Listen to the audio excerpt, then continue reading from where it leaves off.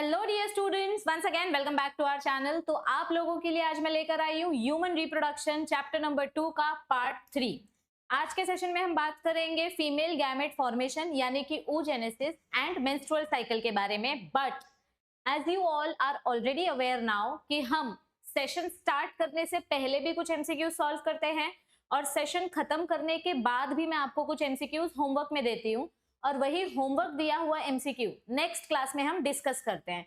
तो मैंने अपने प्रीवियस सेशन में पार्ट 2 वाली वीडियो में आपको 2 एमसीक्यूज होमवर्क दिए थे। चलो उसका हम सोल्यूशन देख लेते हैं। तो ये रहा अपना जो मैंने आपको होमवर्क दिया था, ये था पहला वाला एमसीक्यू 2016 का नीट का question. Which of the following depicts the correct pathway of transport of sperm. तो यहाँ पे आंसर देखो, आपको सी दिखाई दे रहा है। इसका आंसर सी कैसे आएगा, क्योंकि जैसे कि आपको पता है ये अपना टेस्टिस है, टेस्टिस के अंदर होते हैं सेमिनिफेरस, ये अपने टेस्टिकुलर लोब्यूल्स, ये टेस्टिकुलर लोब्यूल्स हैं। टेस्टिकुलर लोब्यूल्स के अंदर होते हैं seminiferous tubules, these are seminiferous tubules. और सेमिनिफेरस टिब्यूल्स से मिलके बनते हैं रेटेटेस्टिस, ऐसे ढेर सारे रेटेटेस्टिस बनते हैं। So testicular lobule, seminiferous tubule, seminiferous tubule से बनता है रेटेटेस्टिस और रेटेटेस्टिस से आगे जाके बनता है वासा इफरेंशिया, ऐसे बंडल्स निकलते हैं। तो यहाँ पे आएगा वासा इफरेंशिया। सो रेटेटेस्टिस फर्स्ट ऑप्शन है, फर्स्ट सीक्वेंस रेटेटेस्टिस होना चाहिए, तो ये वाला ऑप्शन डिलीट हो गया। उसके बाद होना चाहिए वासा इफरेंशिया, तो सिर्फ ये वाला ऑप्शन बचा। आपके पास बाकी के 2 ऑप्शंस ऑटोमेटिकली एलिमिनेट हो गए। वासा इफरेंशिया के बाद यहाँ पे बनता है एपिडिडाइमिस, तो थर्ड ऑप्शन आना चाहिए एपिडिडाइमिस का। और एपिडिडाइमिस के बाद ये आगे जाके कंटिन्यू होता है वास डिफरेंस में, यानी ये आगे जाके कंटिन्यू होगा, ऐसे वास डिफरेंस बनाएगा। तो इस क्वेश्चन का सीक्वेंस फॉलो हो रहा है। नेक्स्ट क्वेश्चन जो मैंने आपको होमवर्क में दिया था, स्पर्म और एग कहां पर प्रोड्यूस होते हैं। स्पर्म मेल गैमेट है, मेल गैमेट कहां पर बनेगा, प्राइमरी सेक्स ऑर्गन टेस्टिस में। सो स्पर्म बनता है प्राइमरी सेक्स ऑर्गन टेस्टिस में और एग फीमेल गैमेट है, एग बनता है प्राइमरी सेक्स ऑर्गन ओवरी में। So it will form in ovary of females. So second homework वाला जो एमसीक्यू था, इसका राइट आंसर क्या आएगा, ऑप्शन नंबर सी। तो ये थे हमारे प्रीवियस सेशन के क्वेश्चंस। अब हम देखते हैं आज का सेशन, और आज का सेशन भी स्टार्ट करने से पहले मैं कुछ बहुत ही इंपॉर्टेंट पीवाईक्यूज लेकर आई हूँ। ठीक है, ये रहा अपना पहला एमसीक्यू जो कि बहुत ही रिसेंट एग्जाम से पूछा गया है, नीट 2024 का क्वेश्चन है ये। Given below are 2 statements. Statement number 1 क्या बोल रहा है, द प्रेजेंस और absence of hymen is not reliable indicator of virginity. Female का जो वजाइना होता है इसके ऊपर हाइमेन होता है, तो ये हाइमेन किसी भी रीजन से ब्रेक हो सकता है। हाइमेन हो या ना हो, उसका वर्जिनिटी से कोई लेना देना नहीं होता है, ये हमने अपने लास्ट लेक्चर में पढ़ा था। तो फर्स्ट वाला स्टेटमेंट करेक्ट है। The hymen is torn मतलब broken during sexual intercourse only। coitus मतलब क्या होता है, sexual intercourse। तो हमने अपने प्रीवियस लेक्चर में पढ़ा था, इफ यू रिमेम्बर क्लियरली, देखो मैं आपको दिखाती हूँ। हमने अपने प्रीवियस लेक्चर में पढ़ा था कि ये हाइमेन कब ब्रेक होता है, ये हॉर्स राइडिंग के टाइम पे भी ब्रेक हो सकता है, साइकिलिंग के टाइम पे भी ब्रेक हो सकता है, टैम्पॉन इंसर्शन के टाइम पे भी ब्रेक हो सकता है। ये सिर्फ सेक्सुअल इंटरकोर्स के टाइम पे ब्रेक नहीं होगा। हाइमेन ब्रेक होने के बहुत सारे रीजन होते हैं। सो इट कैन ब्रेक, कहां गया, हाँ, it can break due to other reasons also. So second वाला स्टेटमेंट फॉल्स स्टेटमेंट है। तो अब बताओ इसमें से आंसर क्या आएगा, कमेंट करो नीचे। Statement number 1 is true and statement number 2 is false. तो बताओ मुझे कि यहां पर आंसर क्या आएगा, tell me. Yes, statement number 1 true है, स्टेटमेंट नंबर 2 फॉल्स है। So statement number 1 is true, statement number 2 is false. So option number A is the correct answer. Very good. Next question देखें, ठीक है? Okay, which of the following is not a component of fallopian tube?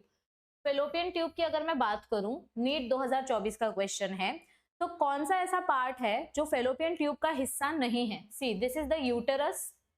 ये अपना uterus है, uterus से निकलता है अपना fallopian tube, ठीक है। ये फेलोपियन ट्यूब का आगे जाके ऐसे इनफंडिबुलम प्रेजेंट होता है, फिम्ब्रिय प्रेजेंट होते हैं, ठीक है।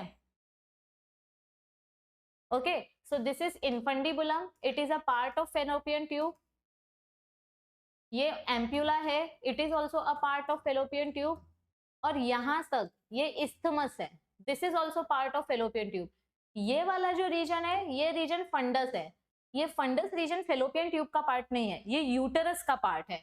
So fundus is a part of uterus, it is not a part of fallopian tube, इसीलिए इस क्वेश्चन का आंसर क्या आएगा?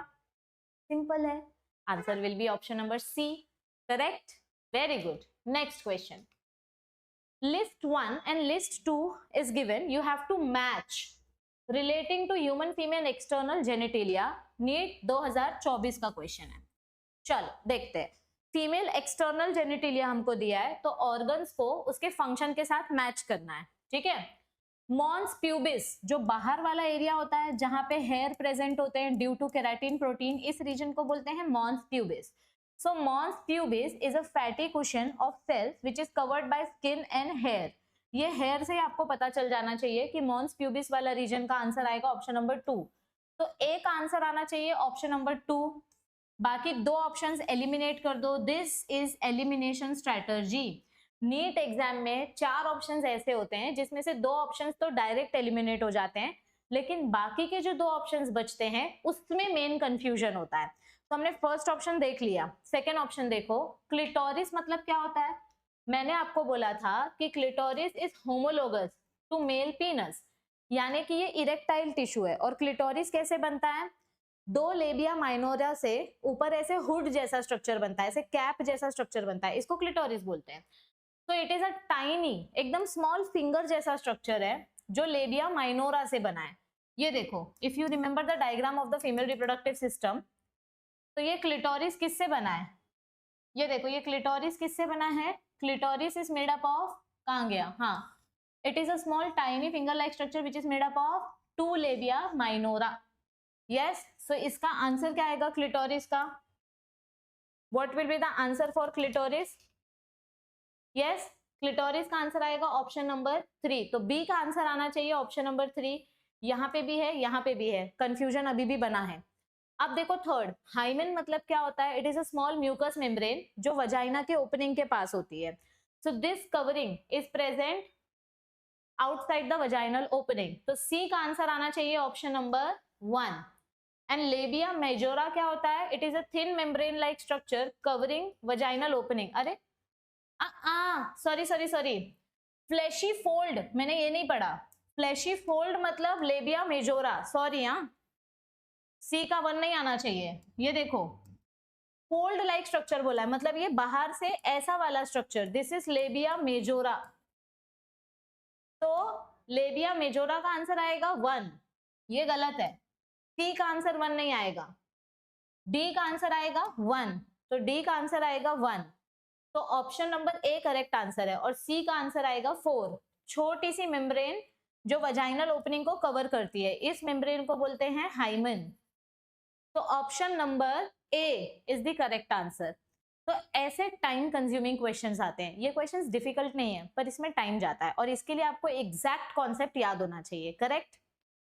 ओके, चलो, सो आज हम स्टार्ट कर रहे हैं अपना new topic, that is female gamete formation.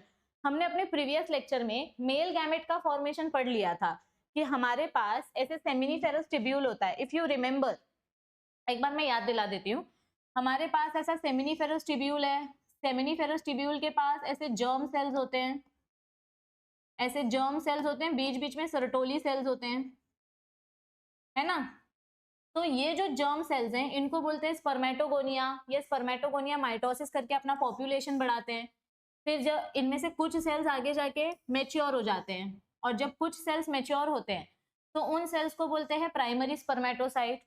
अब ये जो प्राइमरी स्पर्मेटोसाइट है ये मियोसिस करेगा। तो एक प्राइमरी स्पर्मेटोसाइट से मुझे आगे जाके 2 सेकेंडरी स्पर्मेटोसाइट मिल रहे हैं। और फिर जब इसमें, ये देखो मेरा, ये एक्चुअली प्राइमरी स्पर्मेटोसाइट है, इसने ग्रोथ दिखाया, इस सेल ने क्या किया, इस सेल ने ग्रोथ दिखाई, तो ये मेरा प्राइमरी स्पर्मेटोसाइट है। अब ये मियोसिस 1 कर रहा है तो मुझे 2 सेकेंडरी स्पर्मेटोसाइट्स मिल रहे हैं। ये डिप्लॉइड था, this will be haploid. Haploid मतलब इसके पास 46 क्रोमोसोम्स थे, इसके पास 23 होंगे, इसके पास 23 होंगे। और अब ये मियोसिस 2 करेगा, तो मियोसिस 2 करके मुझे 4 हेप्लॉइड सेल्स मिलेंगे। ये हेप्लॉइड सेल्स सर्टोली सेल्स के पास जाते हैं और सर्टोली सेल्स के पास जाकर इनका मैचुरेशन प्रोसेस होता है और फिर ये स्पर्मेटिड से बन जाते हैं, स्पर्मेटिड से बन जाते हैं स्पर्म। इनको बोलते हैं स्पर्मेटोजोआ या मैच्योर स्पर्म। तो 100 बात की एक बात, मेल गैमेट के प्रोसेस में क्या होता है, एक मदर सेल से मुझे 4 स्पर्म मिल रहे हैं। ये मेरा मदर सेल है, this primary spermatocyte is my mother cell. एक मदर सेल से मुझे 4 स्पर्म मिल रहे हैं, एक मदर सेल से मुझे 4 स्पर्म मिल रहे हैं। बट अनफॉर्चुनेटली और फॉर्चुनेटली फीमेल में ऐसा नहीं होता है। फीमेल्स में प्रोसेस सेम होता है। हमारे पास मदर सेल है, वी हैव oogonia, यानी कि mother cell. This mother cell will also be diploid. इसके पास 46 क्रोमोसोम्स होंगे, माइटोसिस करके अपना पॉपुलेशन बढ़ाएगी, फिर इसमें ग्रोथ फेज होगा, मतलब ये खाना खाएगी, खाना खा के ये मैच्योर हो जाएगी, थोड़ी बड़ी हो जाएगी, तो इसको बोलेंगे प्राइमरी oocyte। इसके पास भी 44 प्लस XX क्रोमोसोम्स है, यानी टोटल 46। अब ये फर्स्ट मियोसिस करेगी और फर्स्ट मियोसिस करते ही इसका प्रोसेस अरेस्ट हो जाता है। मतलब बेचारी फीमेल्स की लाइफ में ना पैदा होने से पहले ही बहुत ज्यादा स्ट्रगल भरा होता है। हर फेज में, हर पड़ाव में इन्हें रुक रुक के चलना पड़ता है, चाहे वो करियर हो, चाहे एजुकेशन हो, चाहे पैदा होने का सफर हो, हर जगह पे इनको रुक रुक के आगे बढ़ना पड़ता है। तो जब हमारा एग फॉर्मेशन होता है वहां पर भी बहुत सारी बार रुकावट आती है और हर बार फीमेल का एग रुक रुक के आगे बढ़ता है। तो यहाँ पे जब मियोसिस होगा, जब यहाँ मियोसिस हुआ था तो 2 सेल्स मिले थे, यहाँ जब मियोसिस होगा तो मुझे 2 सेल्स मिलेंगे, लेकिन ये दोनों सेल्स अनइक्वल होंगे, इट विल बी अनइक्वल। एक बड़ा सेल होगा, एक छोटा सेल होगा। तो ये 46 क्रोमोसोम्स हैं, इसके पास 23, इसके पास 23। अब ये तो नालायक है, इसके कुछ काम का नहीं है, कुछ खाना नहीं है इसके पास, तो ये तो मर जाएगा। आगे जाके ये जो सेल है ये वापस मियोसिस 2 दिखाएगा और फिर इसमें से मुझे वापस 2 सेल मिलेंगे, लेकिन वापस ये वाला जो सेल है ये यूजलेस होगा और ये वाला सेल अपना मेच्योर फीमेल गैमेट बनेगा। तो ये प्रोसेस बहुत रुक रुक के होता है फीमेल की लाइफ में और इसी प्रोसेस को आज हम डिटेल में पढ़ने वाले हैं। तो are you all ready to study gametogenesis with me, menstrual cycle और फीमेल गैमेट फॉर्मेशन? ये दोनों टॉपिक हम साथ में पढ़ने वाले हैं, थियोरी के साथ साथ। एक्सप्लेनेशन समझना जरूरी है, कॉन्सेप्ट समझना जरूरी है, लेकिन उसको थियोरी से रिलेट भी करना पड़ेगा, क्योंकि थियोरी रिलेट नहीं करोगे तो at the end of the day revision नहीं कर पाओगे, फिर कॉन्सेप्ट याद नहीं रहेगा। ठीक है, चलो कंटिन्यू करते हैं और थियोरी देखते हैं। राइट, तो अब oogenesis वाला टॉपिक स्टार्ट करते हैं। अब ये थियोरी डायरेक्टली स्टार्ट करने से पहले थोड़ा सा डिफरेंस याद कर लेते हैं, मेल और फीमेल के गैमेट फॉर्मेशन के बीच क्या था। मेल गैमेट फॉर्मेशन को बोलते हैं स्पर्मेटोजेनेसिस, फीमेल गैमेट फॉर्मेशन को बोलते हैं oogenesis। सिर्फ 2 पॉइंट्स देखेंगे, 2-3 इंपॉर्टेंट पॉइंट्स देखेंगे और डायरेक्ट थियोरी स्टार्ट करेंगे और पूरा टॉपिक खत्म होने के बाद वापस ये टेबल देखेंगे। ठीक है, तो सबसे पहली चीज, मेल गैमेट फॉर्मेशन कहाँ होता है? टेस्टिस में। टेस्टिस इनका प्राइमरी सेक्स ऑर्गन है। और फीमेल गैमेट का फॉर्मेशन कहाँ पर होगा? ओवरी में। Ovary is primary sex organ for female. तो ये दोनों का कॉमन पॉइंट हो गया, दोनों अपने अपने प्राइमरी सेक्स ऑर्गन में गैमेट्स फॉर्म करते हैं। जब मियोसिस होता है, जब मेल गैमेट्स बनाने हैं, तो इनके मदर सेल्स में जब मियोसिस होगा तो यहाँ पर जितना भी मियोसिस होगा हमें हर बार इक्वल सेल्स मिलेंगे। यानी कि अगर मैं स्पर्मेटोजेनेसिस की बात करूं तो ये मेरा क्या है? स्पर्मेटोगोनिया है। This is my spermatogonia. तो अगर इसमें मियोसिस हो रहा है, इसमें अगर मियोसिस हो रहा है तो मुझे 2 इक्वल डॉटर सेल्स मिलेंगे, यहाँ पे 23, यहाँ पे 23। I will get equal daughter cells. But female में ऐसा नहीं होगा। फीमेल में क्या होगा? यहाँ पे अगर 46 क्रोमोसोम्स हैं, ये मेरी मदर सेल है, दिस इज माय oogonia। गोनिया मतलब मदर सेल। तो इसमें जब मियोसिस होगा ना तो मुझे 2 सेल्स मिलेंगे, बराबर है, लेकिन वो 2 सेल्स तुरंत नहीं मिलेंगे, पहले अरेस्ट हो जाएंगे, फिर बच्ची बड़ी होगी, फिर मिलेंगे। तो इसमें जब मुझे 2 सेल्स मिलेंगे, एक बड़ा सेल मिलेगा और एक छोटा सेल मिलेगा, और इसमें 23 क्रोमोसोम्स होंगे। दोनों में क्रोमोसोम्स इक्वल होंगे लेकिन साइटोप्लाज्म अनइक्वल होगा। There will be unequal cytoplasm. एक सेल के पास ज्यादा साइटोप्लाज्म होगा, एक सेल के पास कम साइटोप्लाज्म होगा। ऐसा क्यों, वो आगे बताऊंगी मैं। देखो बेसिकली क्या होता है, ये जो मेरा एग है, जब इसके पास स्पर्म आता है तो स्पर्म के खुद के पास तो साइटोप्लाज्म होता नहीं है, स्पर्म के पास खुद के पास तो साइटोप्लाज्म होता नहीं है। तो अगर मुझे जाइगोट बनाना है, अगर इन दोनों का फ्यूजन हुआ और आगे जाके जाइगोट बना, तो जाइगोट को ग्रो होने के लिए खाने की जरूरत पड़ेगी, तो उसको खाना कहाँ से मिलेगा? एग के साइटोप्लाज्म से। हमारे फीमेल के पास जो साइटोप्लाज्म था, ये फीमेल के पास जो साइटोप्लाज्म था, यही साइटोप्लाज्म आगे जाके हमारे एग को खाना प्रोवाइड करेगा, क्योंकि मेल के पास साइटोप्लाज्म नहीं है, मेल के पास सिर्फ न्यूक्लियस और सेंट्रियोल्स है, फीमेल के पास मेन साइटोप्लाज्म है, इसीलिए यहाँ पे अनइक्वल डिवीजन होता है। पर ये तो मैंने थोड़ा आगे का स्टेप बता दिया, थोड़ा एक स्टेप पीछे जाते हैं। हमने क्या पढ़ा था कि मेल का जो स्पर्मेटोजेनेसिस प्रोसेस होता है, ये स्टार्ट कब होता है?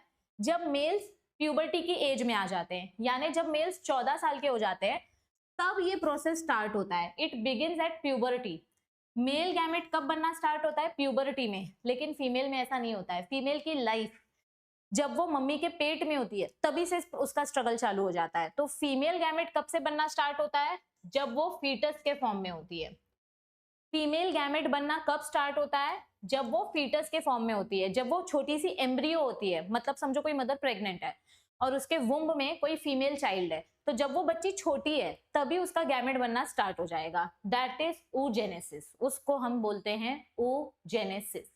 यहां तक सबको क्लियर है? ठीक है, तो चलो थोड़ा सा थियोरी देखते हैं। ठीक है, all right. The process of mature, the process of formation of mature female gamete is called as oogenesis। word को तोड़ो, genesis means formation, oo means ova, मतलब female gamete।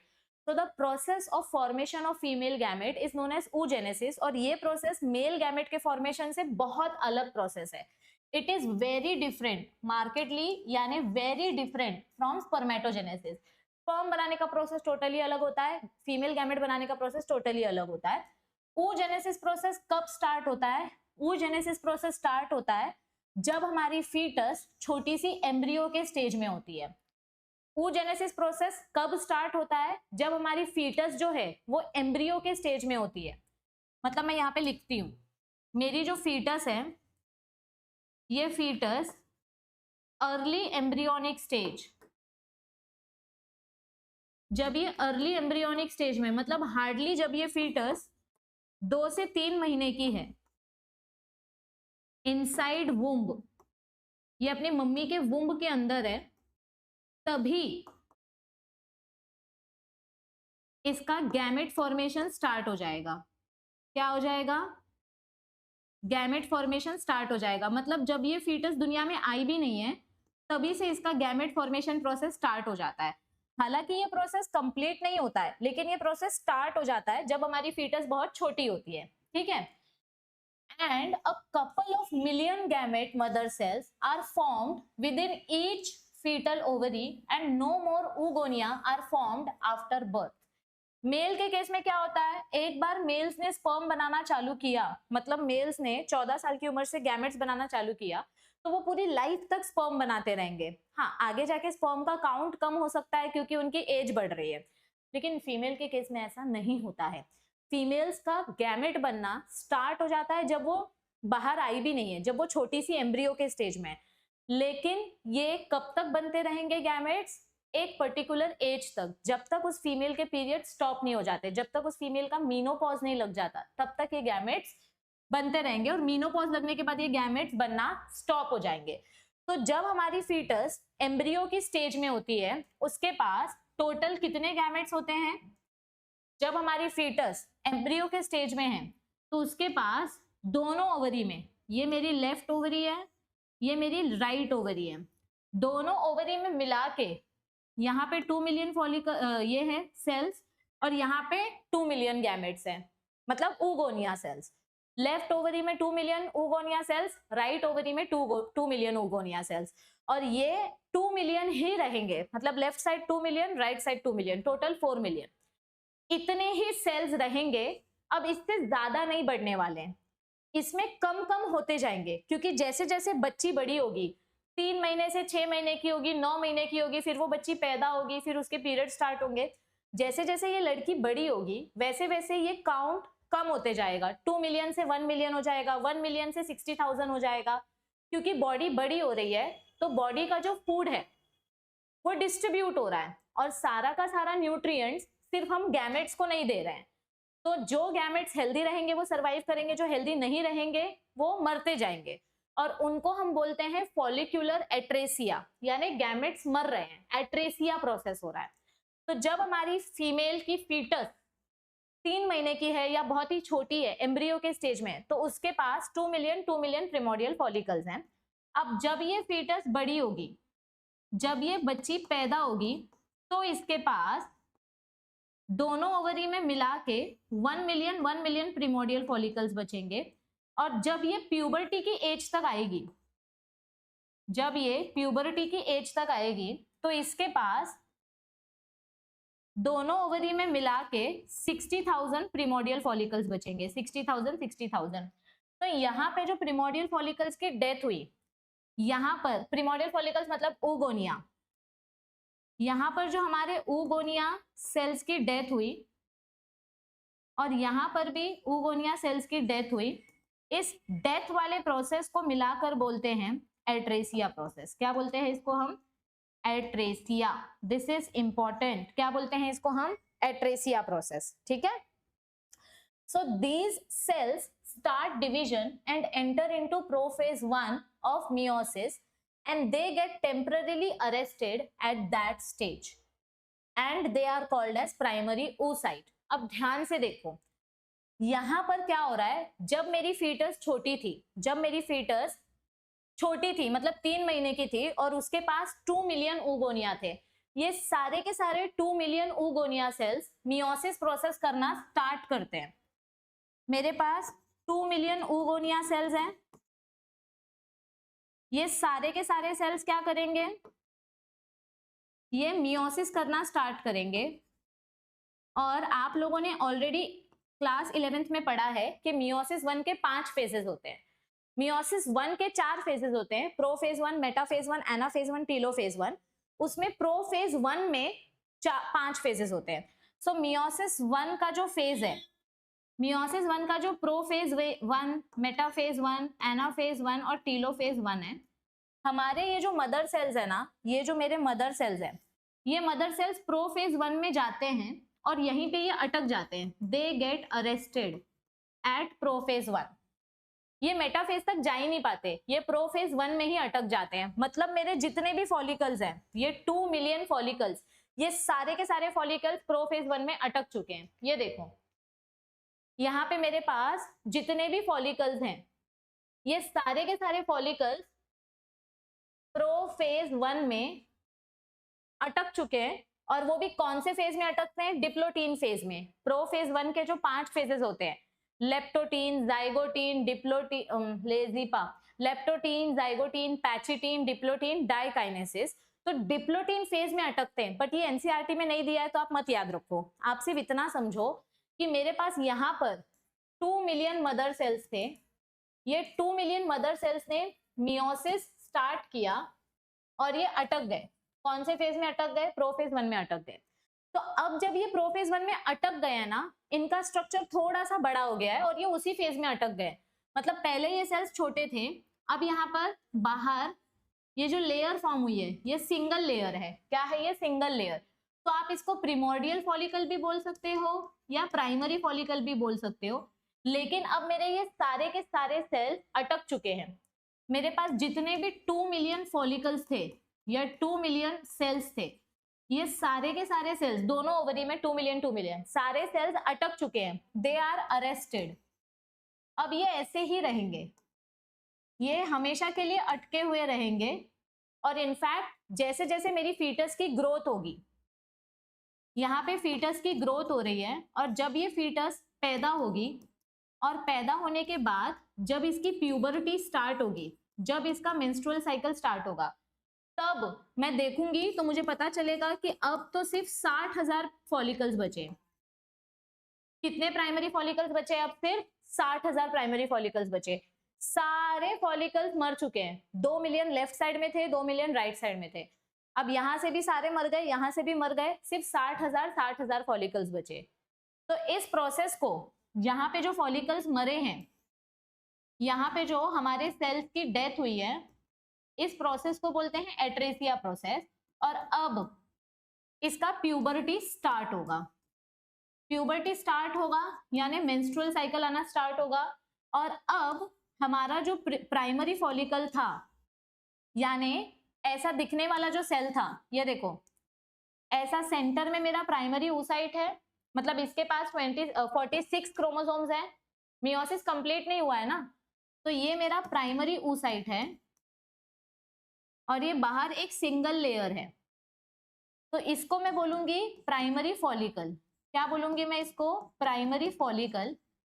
और ये जो मेरा oocyte है, इस oocyte को बोलूंगी प्राइमरी oocyte, यानी कि इसके पास 46 क्रोमोसोम्स है, क्योंकि इसका मियोसिस 1 कंप्लीट नहीं हुआ है, ये मियोसिस में अटका हुआ है, इसका मियोसिस 1 कंप्लीट नहीं हुआ है, ये मियोसिस वाले फेज में अटका हुआ है। ठीक है, अब जब इसके मेंस्ट्रुअल साइकिल स्टार्ट होंगे तो इसका मियोसिस कंप्लीट होगा। तो थोड़ा वापस पीछे जाते थियोरी में, हमारे पास मियोसिस 1 स्टार्ट हुआ, ये देखो मियोसिस 1 स्टार्ट होता है और अटक जाता है, इट गेट्स अरेस्टेड। तो अब ये जो सेल मिले हैं मुझे, इनको मैं बोलूंगी primary oocyte। These cells are called as primary oocyte and they have 46 chromosomes। आगे क्या दिया है? Each primary oocyte gets surrounded by a layer of granulosa cells and they are called as primary follicle। मतलब मैंने यहाँ पे जो बताया आपको कि ये मेरा अंदर जो है, अंदर वाला जो मेरा सेल है, ये मेरा प्राइमरी oocyte है, और बाहर ये जो लेयर फॉर्म हो रही है, बाहर ये जो फूड की लेयर फॉर्म हो रही है ना, इस लेयर को बोलूंगी प्राइमरी फॉलिकल।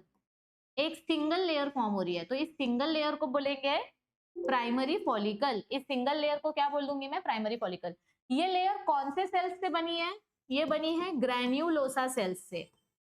और ग्रैन्युलोसा सेल्स कहां से मिलते हैं? मेड्यूला से। ये पूरा प्रोसेस ओवरी के अंदर हो रहा है, ये अपना मेड्यूला वाला रीजन है, दिख रहा है ये कलर? हाँ, ये अपना मेड्यूला वाला रीजन है, और मेड्यूला के पास न्यूट्रिएंट्स होते हैं, क्योंकि मेड्यूला में ब्लड वेसल्स है, तो ब्लड वेसल से यहाँ पे खाना मिलेगा, और यही खाना बनता है सेल्स, ग्रैन्युलोसा सेल्स। क्या बनाता है ये खाना? Granulosa cells. तो इसी ग्रैन्युलोसा सेल्स से ये जो मेरे फॉलिकल्स हैं, ये जो प्राइमरी oocyte है, ये प्राइमरी oocyte कन्वर्ट हो जाती है प्राइमरी फॉलिकल में। किस में कन्वर्ट हो जाती है? ये प्राइमरी फॉलिकल में।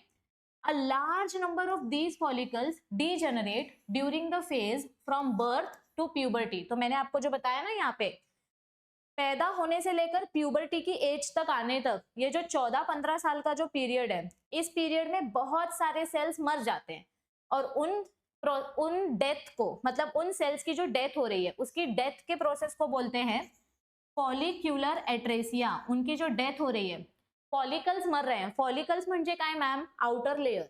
तो यहाँ पर ये जो फॉलिकल्स की डेथ हो रही है, इनके डेथ के प्रोसेस को बोलते हैं फॉलिक्यूलर एट्रेसिया। देयरफॉर जब हमारी बच्ची मैच्योर होगी, प्यूबर्टी की एज तक पहुंचेगी, at puberty only 60,000 to 80,000 primary follicles are left in each ovary. हर ओवरी में सिर्फ 60 to 80,000 फॉलिकल्स बचेंगे, left side 60,000, right side 60,000। The primary follicles get surrounded by more layers of granulosa cells and a new layer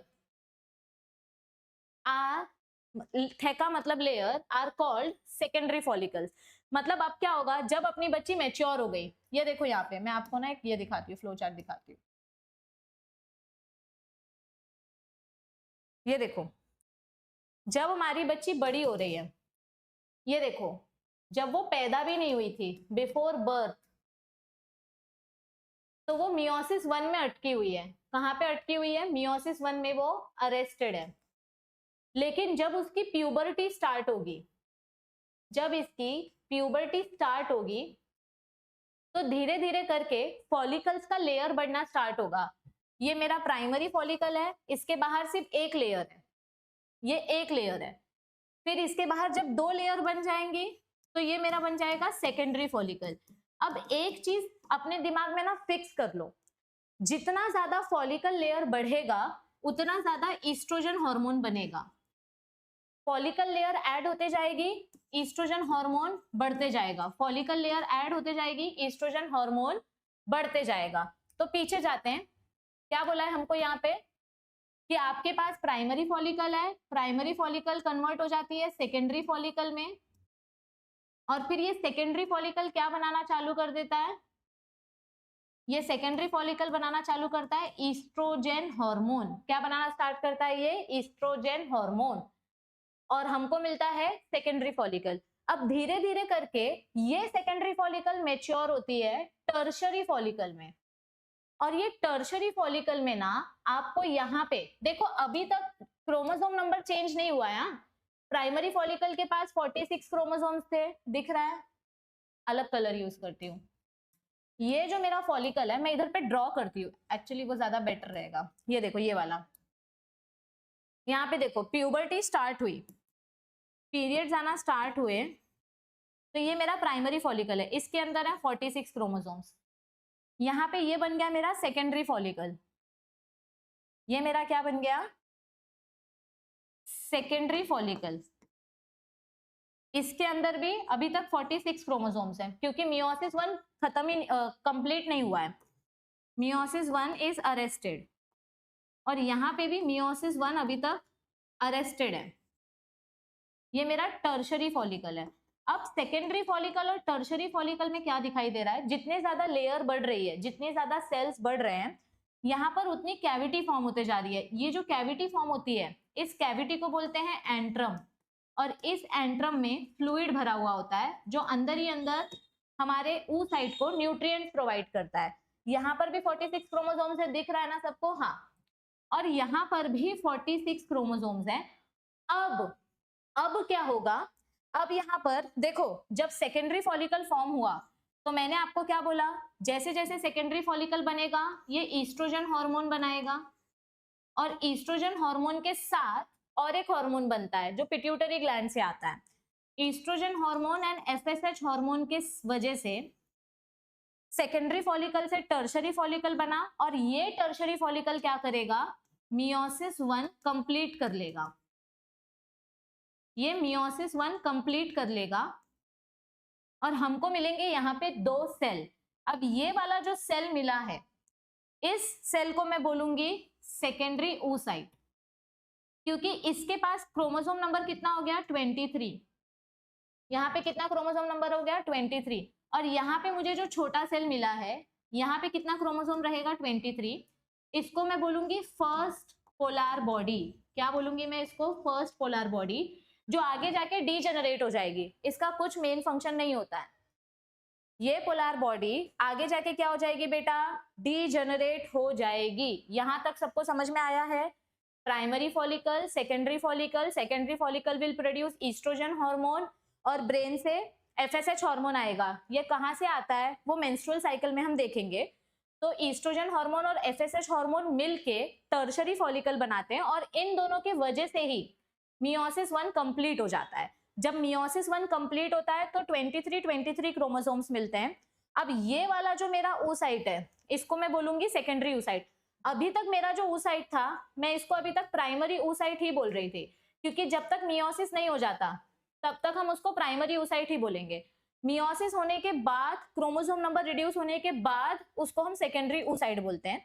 और अब हमको मिला first polar body. अब ये फर्स्ट पोलर बॉडी वैसा ही रहेगा। अब धीरे धीरे करके ये जो मुझे बड़ा सा सेल मिला है, ये जो सेकेंडरी oocyte मिला है अंदर, ये अंदर मुझे सेकेंडरी oocyte मिला है, लेकिन इस पूरे सेल को हम बोलते हैं ग्राफियन फॉलिकल। क्या बोलेंगे इसको? Graafian follicle. मतलब ये थोड़ा सा और मैच्योर हो जाता है, और इसको हम बोल देते हैं ग्राफियन फॉलिकल। तो इसके अंदर ये जो न्यूक्लियस है, ये मेरा सेकेंडरी oocyte है, और पोलर बॉडी मर गया। पोलर बॉडी का कुछ काम नहीं है। ये मेरा जो बड़ा सा सेल है, दिस इज ग्राफियन फॉलिकल, और अंदर मेरा सेकेंडरी oocyte है। इस सेकेंडरी oocyte के पास सिर्फ 23 क्रोमोसोम्स हैं। क्लियर? यहां तक सबको क्लियर है? पक्का?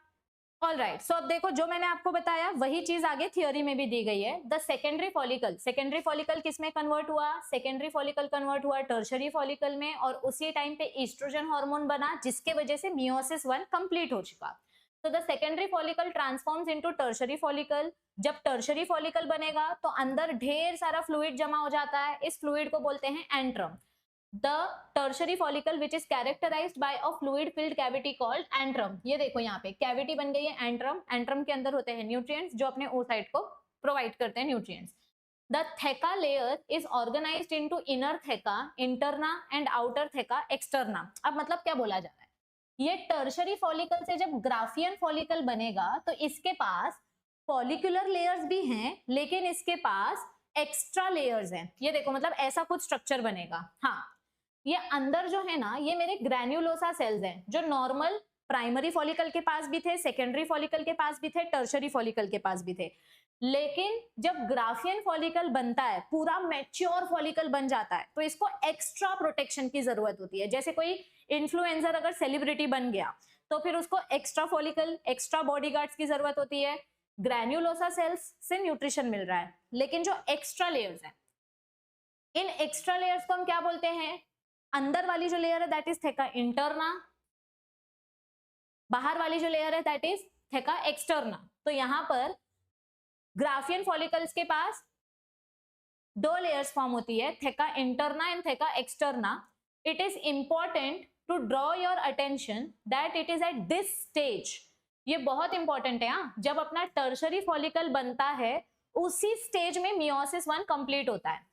Primary oocyte with in tertiary follicle grows in size, मतलब ये टर्शरी फॉलिकल का साइज बढ़ेगा। ये देखो, टर्शरी फॉलिकल का साइज बढ़ेगा, ये टर्शरी फॉलिकल है ना, ये टर्शरी फॉलिकल का साइज बढ़ेगा और मियोसिस 1 का प्रोसेस कंप्लीट हो जाएगा। So tertiary follicle will grow in size and it will finish its first meiotic division. और ये कैसा डिवीजन होता है? अनइक्वल डिवीजन होता है। दो डॉटर सेल्स मिलते हैं, पर दोनों डॉटर सेल्स अनइक्वल होते हैं। एक छोटा सेल होता है, एक बड़ा सेल होता है। बड़े सेल को बोलते हैं ग्राफियन फॉलिकल, छोटे सेल को बोलेंगे पोलर बॉडी। और ये फर्स्ट बना है ना, ये फर्स्ट टाइम बना है, इसीलिए इसको फर्स्ट पोलर बॉडी बोलते हैं। It results in the formation of large haploid secondary oocyte and a small first polar body. तो देखो यहाँ पे, ये जो मुझे बड़ा सा सेल मिला है, this is my secondary oocyte, या इसको ग्राफियन फॉलिकल बोलेंगे। अब आगे क्या दिया है? Now the secondary oocyte will retain bulk of the nutrient rich cytoplasm of the primary oocyte। मतलब क्या बोला है हमने? क्या बोला? अनइक्वल डिवीजन है। कैसा डिवीजन हुआ है? अनइक्वल। एक लार्ज सेल है इसके पास, ये लार्ज सेल है और ये स्मॉल है, यानी इस सेल के पास बहुत सारा साइटोप्लाज्म है, इट हैज मोर साइटोप्लाज्म, और इस वाले सेल के पास लेस साइटोप्लाज्म है।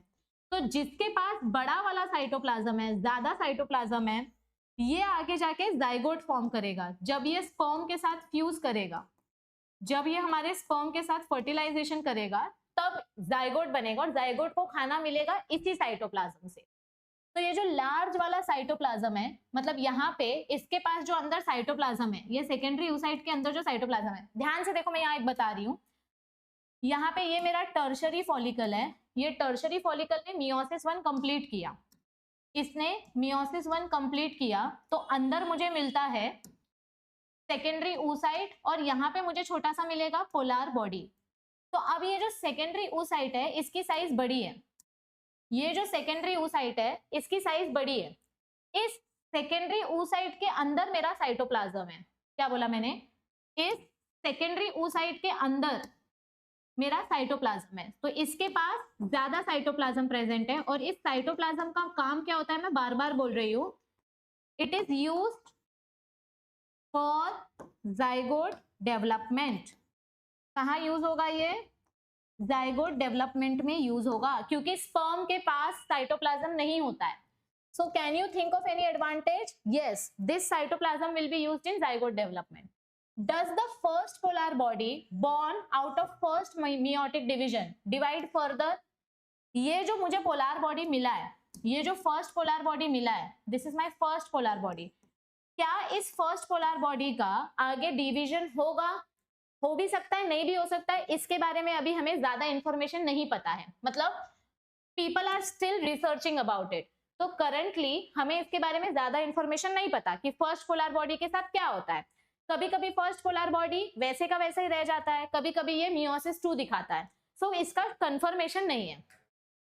The tertiary follicle further changes into mature graafian follicle. तो अब ये टर्शरी फॉलिकल चेंज हुआ ग्राफियन फॉलिकल में। See, this is our graafian follicle, correct? And secondary oocyte forms a new membrane called zona pellucida। तो ये जो अपना secondary oocyte है, ये सेकेंडरी oocyte अंदर ही अंदर एक लेयर बना लेगा। मतलब देखो यहाँ पे मैं बताती हूँ, ये वाला डायग्राम देखो, ये अपने, आई use another colour,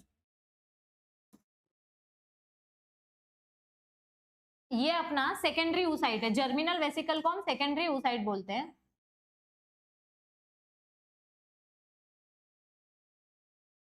this is my secondary oocyte। ये सेकेंडरी oocyte क्या कर रहा है, अपने बाहर एक लेयर बना रहा है, जोना पेलुसिडा लेयर। ये वाली जो लेयर बन रही है, एक्चुअली थोड़ा सा डिटेल में दिया है महाराष्ट्र बोर्ड की टेक्स्ट बुक में कि सेकेंडरी oocyte के बाहर वाइटलिन मेम्ब्रेन होती है, वाइटलिन मेम्ब्रेन की वजह से जोना पेलुसिडा बनता है।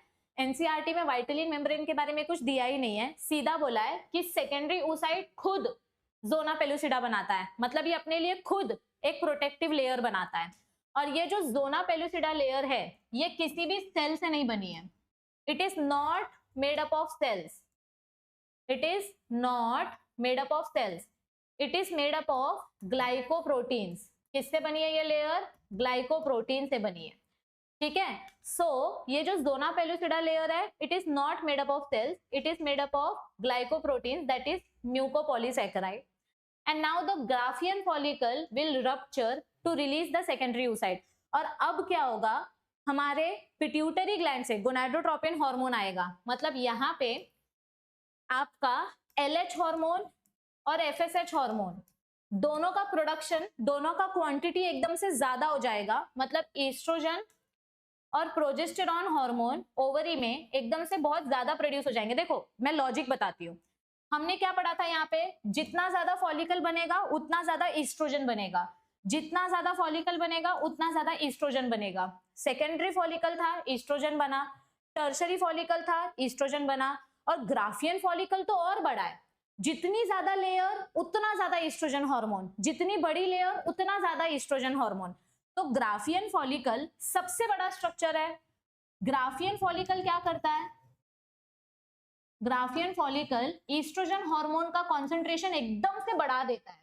ग्राफियन फॉलिकल के वजह से ईस्ट्रोजन हार्मोन का पीक देखने मिलता है, हमें ईस्ट्रोजन हार्मोन का सर्ज देखने मिलता है, यानी increase in the oestrogen hormone. तो ग्राफियन फॉलिकल के पास जब ईस्ट्रोजन हार्मोन एकदम से ज्यादा हो जाता है तो ग्राफियन फॉलिकल फट जाता है, और जब ग्राफियन फॉलिकल फट जाएगा तो उसमें से सेकेंडरी oocyte रिलीज हो जाएगा, और इस प्रोसेस को बोलते हैं ovulation. Can you identify major difference between spermatogenesis and oogenesis? ये देखो, major difference between spermatogenesis and oogenesis। spermatogenesis males में कब स्टार्ट हुआ था, प्यूबर्टी के टाइम पे। फीमेल में कब स्टार्ट हुआ, जब फीमेल छोटी सी है, जब हमारी फीमेल छोटी सी है, एम्ब्रियो के स्टेज में है, तभी उसका गैमेट फॉर्मेशन स्टार्ट हुआ। अब यहाँ पे एक चीज नहीं बताई मैंने, ये जो मेरा oocyte रिलीज हुआ है, इस oocyte का अभी सिर्फ मियोसिस 1 कंप्लीट हुआ है, इसका सिर्फ मियोसिस 1 कंप्लीटेड है, मियोसिस 2 नहीं कंप्लीट हुआ इसका। तो ये क्या करती है, ये मियोसिस 2 स्टार्ट करती है, लेकिन ये फिर से अटक जाती है मेटाफेज में। ये कौन से फेज में अटक गई, अरेस्टेड एट मेटाफेज 2। मैंने आपको बोला था ना, लड़की की जिंदगी स्ट्रगल से भरी हुई है। पहले मियोसिस 1 में अटकी थी, अब मियोसिस 2 में अटक जाएगी, और अब पूरी लाइफ ये मियोसिस 2 में ही अटकी रहेगी जब तक ये स्पर्म से मिल ना जाए।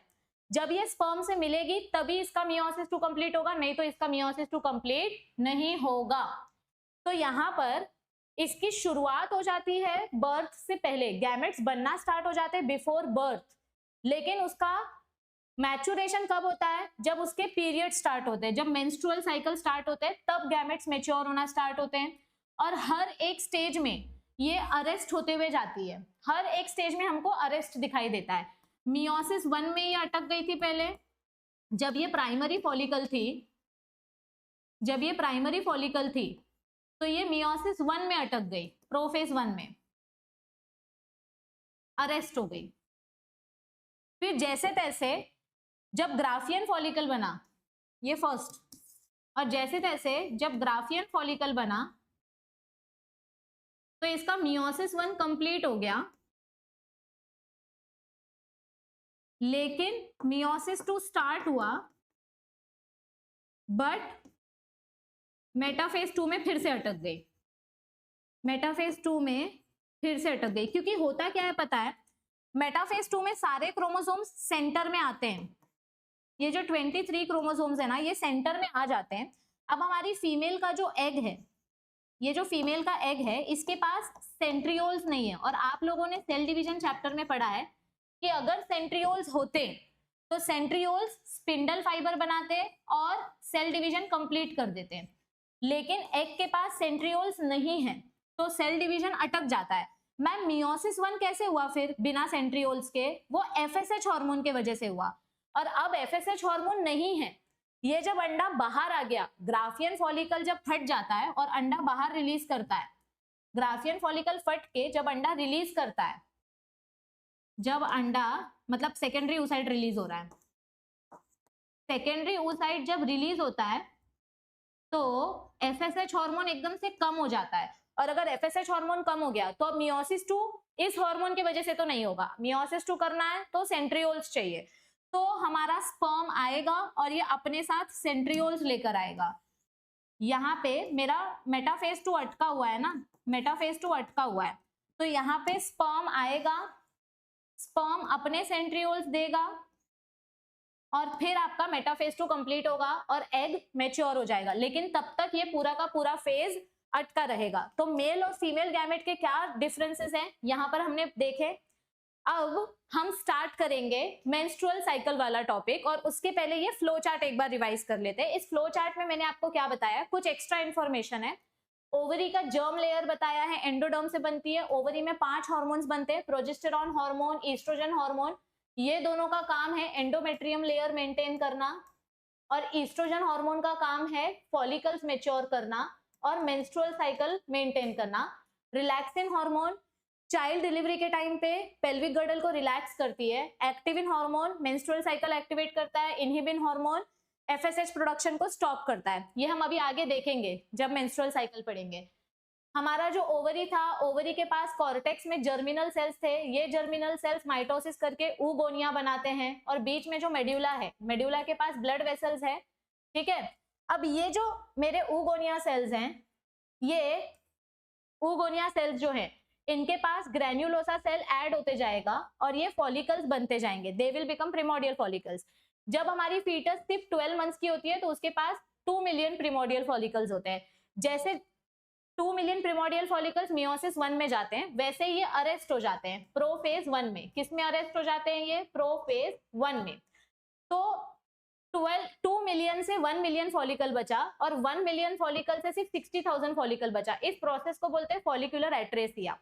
अब क्या होगा, ये जो फॉलिकल्स अटके हुए थे ये प्यूबर्टी पे मैच्योर होना स्टार्ट होंगे, यानी प्रिमोडियल फॉलिकल्स प्यूबर्टी जब स्टार्ट होती है, जब पीरियड स्टार्ट होते हैं तो उसको बोलते हैं menarche. The beginning of menstrual cycle is called as menarche. ये नीट 2025 का पीवाईक्यू है कि पीरियड्स जब स्टार्ट होते हैं तो उसे क्या बोलते हैं? Main arc. पीरियड्स जब स्टार्ट होंगे तो फॉलिकल डेवलपमेंट स्टार्ट होगा। हर पीरियड में एक बार लेफ्ट ओवरी से फॉलिकल मैच्योर होगा, एक बार राइट ओवरी से मैच्योर होगा, ये हम नेक्स्ट क्लास में पढ़ेंगे। तो प्रिमोडियल फॉलिकल्स मैच्योर होके सेकेंडरी फॉलिकल बनता है, सेकेंडरी फॉलिकल मैच्योर होके आगे जाके फॉलिकल्स जैसे जैसे बढ़ते जाते हैं वैसे वैसे ईस्ट्रोजन हार्मोन बढ़ते जाता है। जितना ज्यादा ईस्ट्रोजन हार्मोन बढ़ेगा फॉलिकल्स बढ़ेंगे, फॉलिकल्स बढ़ेंगे तो ईस्ट्रोजन हार्मोन बढ़ेगा। और एक टाइम ऐसा आता है कि ईस्ट्रोजन हार्मोन और एलएच हार्मोन की वजह से ग्राफियन फॉलिकल फट जाता है और ओव्यूलेशन प्रोसेस होता है। ओव्यूलेशन प्रोसेस की वजह से एग रिलीज होता है और ग्राफियन फॉलिकल कन्वर्ट हो जाता है कॉर्पस लुटियम में। तो ये मैं नेक्स्ट क्लास में बताऊंगी जब हम पढ़ेंगे मेंस्ट्रुअल साइकिल के बारे में, ठीक है। हाँ, यहां तक सबको समझ में आ गया ना। अब इसके आगे का topic menstrual cycle, next class मतलब अभी आगे नेक्स्ट पार्ट में, ठीक है। अभी जस्ट कंटिन्यू करेंगे। So now we will study about menstrual cycle. I hope सबको oogenesis अच्छे से समझ में आ गया है, ठीक है। All right, so let's continue with the next topic, that is menstrual cycle. अब इस टॉपिक में हम क्या क्या पढ़ने वाले हैं? हम इस टॉपिक में 2 मेन इंपॉर्टेंट इवेंट्स पढ़ने वाले हैं। हमने अभी पढ़ा oogenesis। तो oogenesis जो ओवरी में जो इवेंट्स चालू हैं, ठीक है, और मेंस्ट्रुअल साइकिल में जो इवेंट्स यूटरस में चालू हैं, हम ये दोनों प्रोसेसेस साइमल्टेनियसली पढ़ने वाले हैं। ओवेरी के अंदर क्या क्या चेंजेस चालू हैं और यूटरस के अंदर क्या क्या चेंजेस चालू हैं, ये ठीक है, ये दोनों प्रोसेस, ठीक है। चलो, और थियोरी के साथ साथ पढ़ते जाएंगे ताकि कॉन्सेप्ट भी क्लियर होते जाए और थियोरी भी याद रहे, क्योंकि एंट्रेंस एग्जाम में कभी कभी टेक्स्ट बुक से डायरेक्ट क्वेश्चन पूछ दिया जाता है और वो हमको याद ही नहीं रहता है। अब मेंस्ट्रुअल साइकिल का जो टॉपिक है, इसमें से अगर मैं आपको बताऊं तो इसी साल 2025 में एक क्वेश्चन पूछा गया था कि मेंस्ट्रुअल साइकिल प्रोसेस जब स्टार्ट होता है, the beginning of menstrual cycle is known as dash. तो ये सबसे बेसिक क्वेश्चन है जो नीट 2025 में पूछा गया था। द ऑनसेट और the beginning of menstrual cycle is known as menarche. बहुत सारे बच्चों ने ये आंसर गलत लिख दिया था, पर इसका आंसर क्या आएगा? Main arc, the beginning of the menstrual cycle. अब देखो, मैं पहले तो कुछ जनरल चीजें बता देती हूँ। नॉर्मली मेंस्ट्रुअल साइकिल 28 दिन का होता है, एक मेंस्ट्रुअल साइकिल 28 दिन का होता है। तो ऐसे एवरी 28 डेज में हमारा साइकिल रिपीट होता है। तो अगर हम कैलकुलेट करने जाएं, हर महीने में से 28 दिन कैलकुलेट करो तो हर महीने से 2-2 दिन एक्स्ट्रा बच जाएगा। जनवरी में 31 डेज है, जनवरी में 31 डेज हैं, तो इसमें से 28 दिन माइनस करो तो यहाँ पे 3 दिन बच गए। फिर फेब्रुवरी में तो 28 डेज ही होते हैं।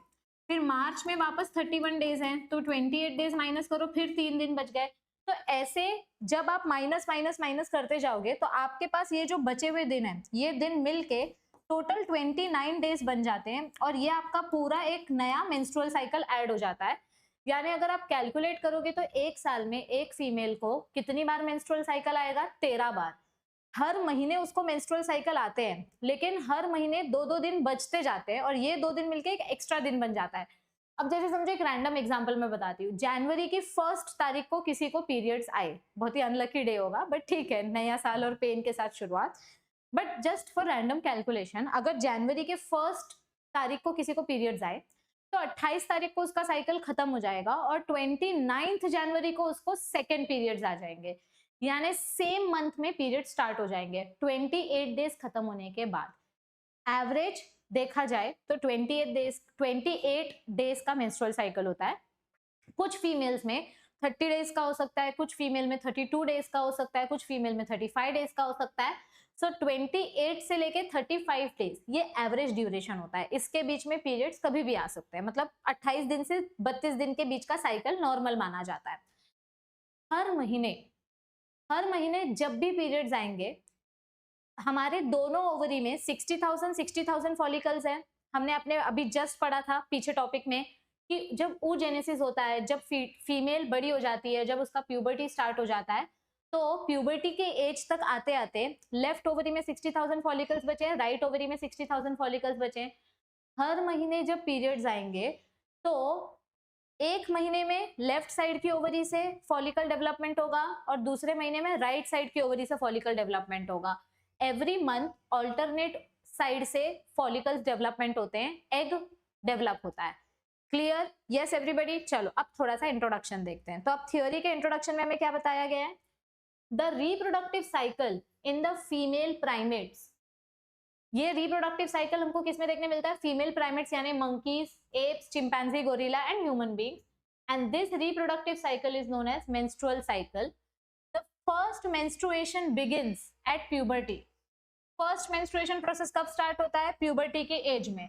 और उस मेंस्ट्रुअल साइकिल को हम बोलते हैं menarche. The beginning of the menstrual cycle is known as menarche. In human females, menstruation is repeated at an average of 28 to 29 days। और ये जो साइकिल होता है, एक मेंस्ट्रुअल साइकिल जब स्टार्ट होता है तो वहां से जो हार्मोनल चेंजेस होना स्टार्ट होते हैं वो सेकेंड साइकिल तक चलते रहते हैं। The cycle of events starting from one menstruation till the next one is called as menstrual cycle। One ovum is released during the middle of each menstrual cycle। मतलब ये जो अपना पूरा साइक्लिक प्रोसेस है, यहाँ से ब्लीडिंग स्टार्ट हुई है और यहाँ पे हमारा पूरा साइकिल खत्म हो गया है, 28 डेज खत्म हो चुके हैं। तो ये जो 28 डेज का साइकिल है, इसमें ब्लीडिंग तो सिर्फ 5 दिन होगी, 4 दिन 5 दिन जो भी है, लेकिन इस पूरे साइकिल का जो बीच वाला फेज है, ये जो 14th डे होता है, इस डे को बोलते हैं ओव्यूलेटरी फेज। ये सबसे छोटा फेज होता है, it is the shortest phase. यहां हमें देखने मिलता है रिलीज ऑफ फॉलिकल। जो हमारा अंडा जो हमने इतनी मेहनत से मैच्योर किया है वो रिलीज हो जाता है। कैसे रिलीज होता है सब पढ़ेंगे, ठीक है, सब पढ़ेंगे डिटेल में।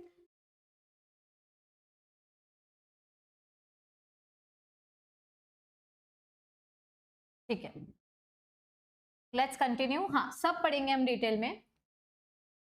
कहाँ गई मैं? हाँ, so it is release at the middle of the menstrual cycle. ये मिडल फेज याद रखो, ये जो बीच में से लाइन जा रही है ना, ये वाली लाइन याद रखो कि जो 14th डे होता है, इस डे पे ओव्यूलेशन होता है, यानी हमारा जो मेच्योर फॉलिकल है, ग्राफियन फॉलिकल, ये ग्राफियन फॉलिकल बर्स्ट हो जाएगा हार्मोन्स के वजह से, और इसमें से हमारा सेकेंडरी oocyte रिलीज हो जाएगा। The major events of the menstrual cycle are shown in diagram 2.9. The cycle starts with menstrual phase when the menstrual flow occurs and it lasts for 3 to 5 days. ये NEET question है। Menstrual cycle normally कितने दिन तक चलता है? 3 से 5 दिन तक। किसी किसी लड़की को 4 दिन में ब्लीडिंग स्टॉप हो जाती है, किसी लड़की की 3 दिन में ब्लीडिंग स्टॉप हो जाती है, किसी को 5 दिन तक ब्लीडिंग होती है। ऑन एन एवरेज जो ब्लीडिंग फेज है वो हमारा 3 से 5 दिन का ब्लीडिंग फेज है। प्लीज ध्यान से सुनो, मैं ज्यादा कॉम्प्लिकेट करके नहीं बता रही हूँ, मैं बहुत ज्यादा हाईफाई डायग्राम्स नहीं बना रही हूँ। जो टेक्स्ट बुक में दिया है उसी को पढ़ते पढ़ते हम समझेंगे, जो डायग्राम टेक्स्ट बुक में दिया है हम उसी डायग्राम की मदद से समझेंगे। फर्स्ट फेज जो हमारा होता है वो होता है मेंस्ट्रुअल फेज। अब बहुत सारे बच्चों को ये गलत फहमी है कि जब पीरियड्स आते हैं तो हेल्दी ब्लड बाहर जाता है, ये बहुत बड़ी गलत फहमी है।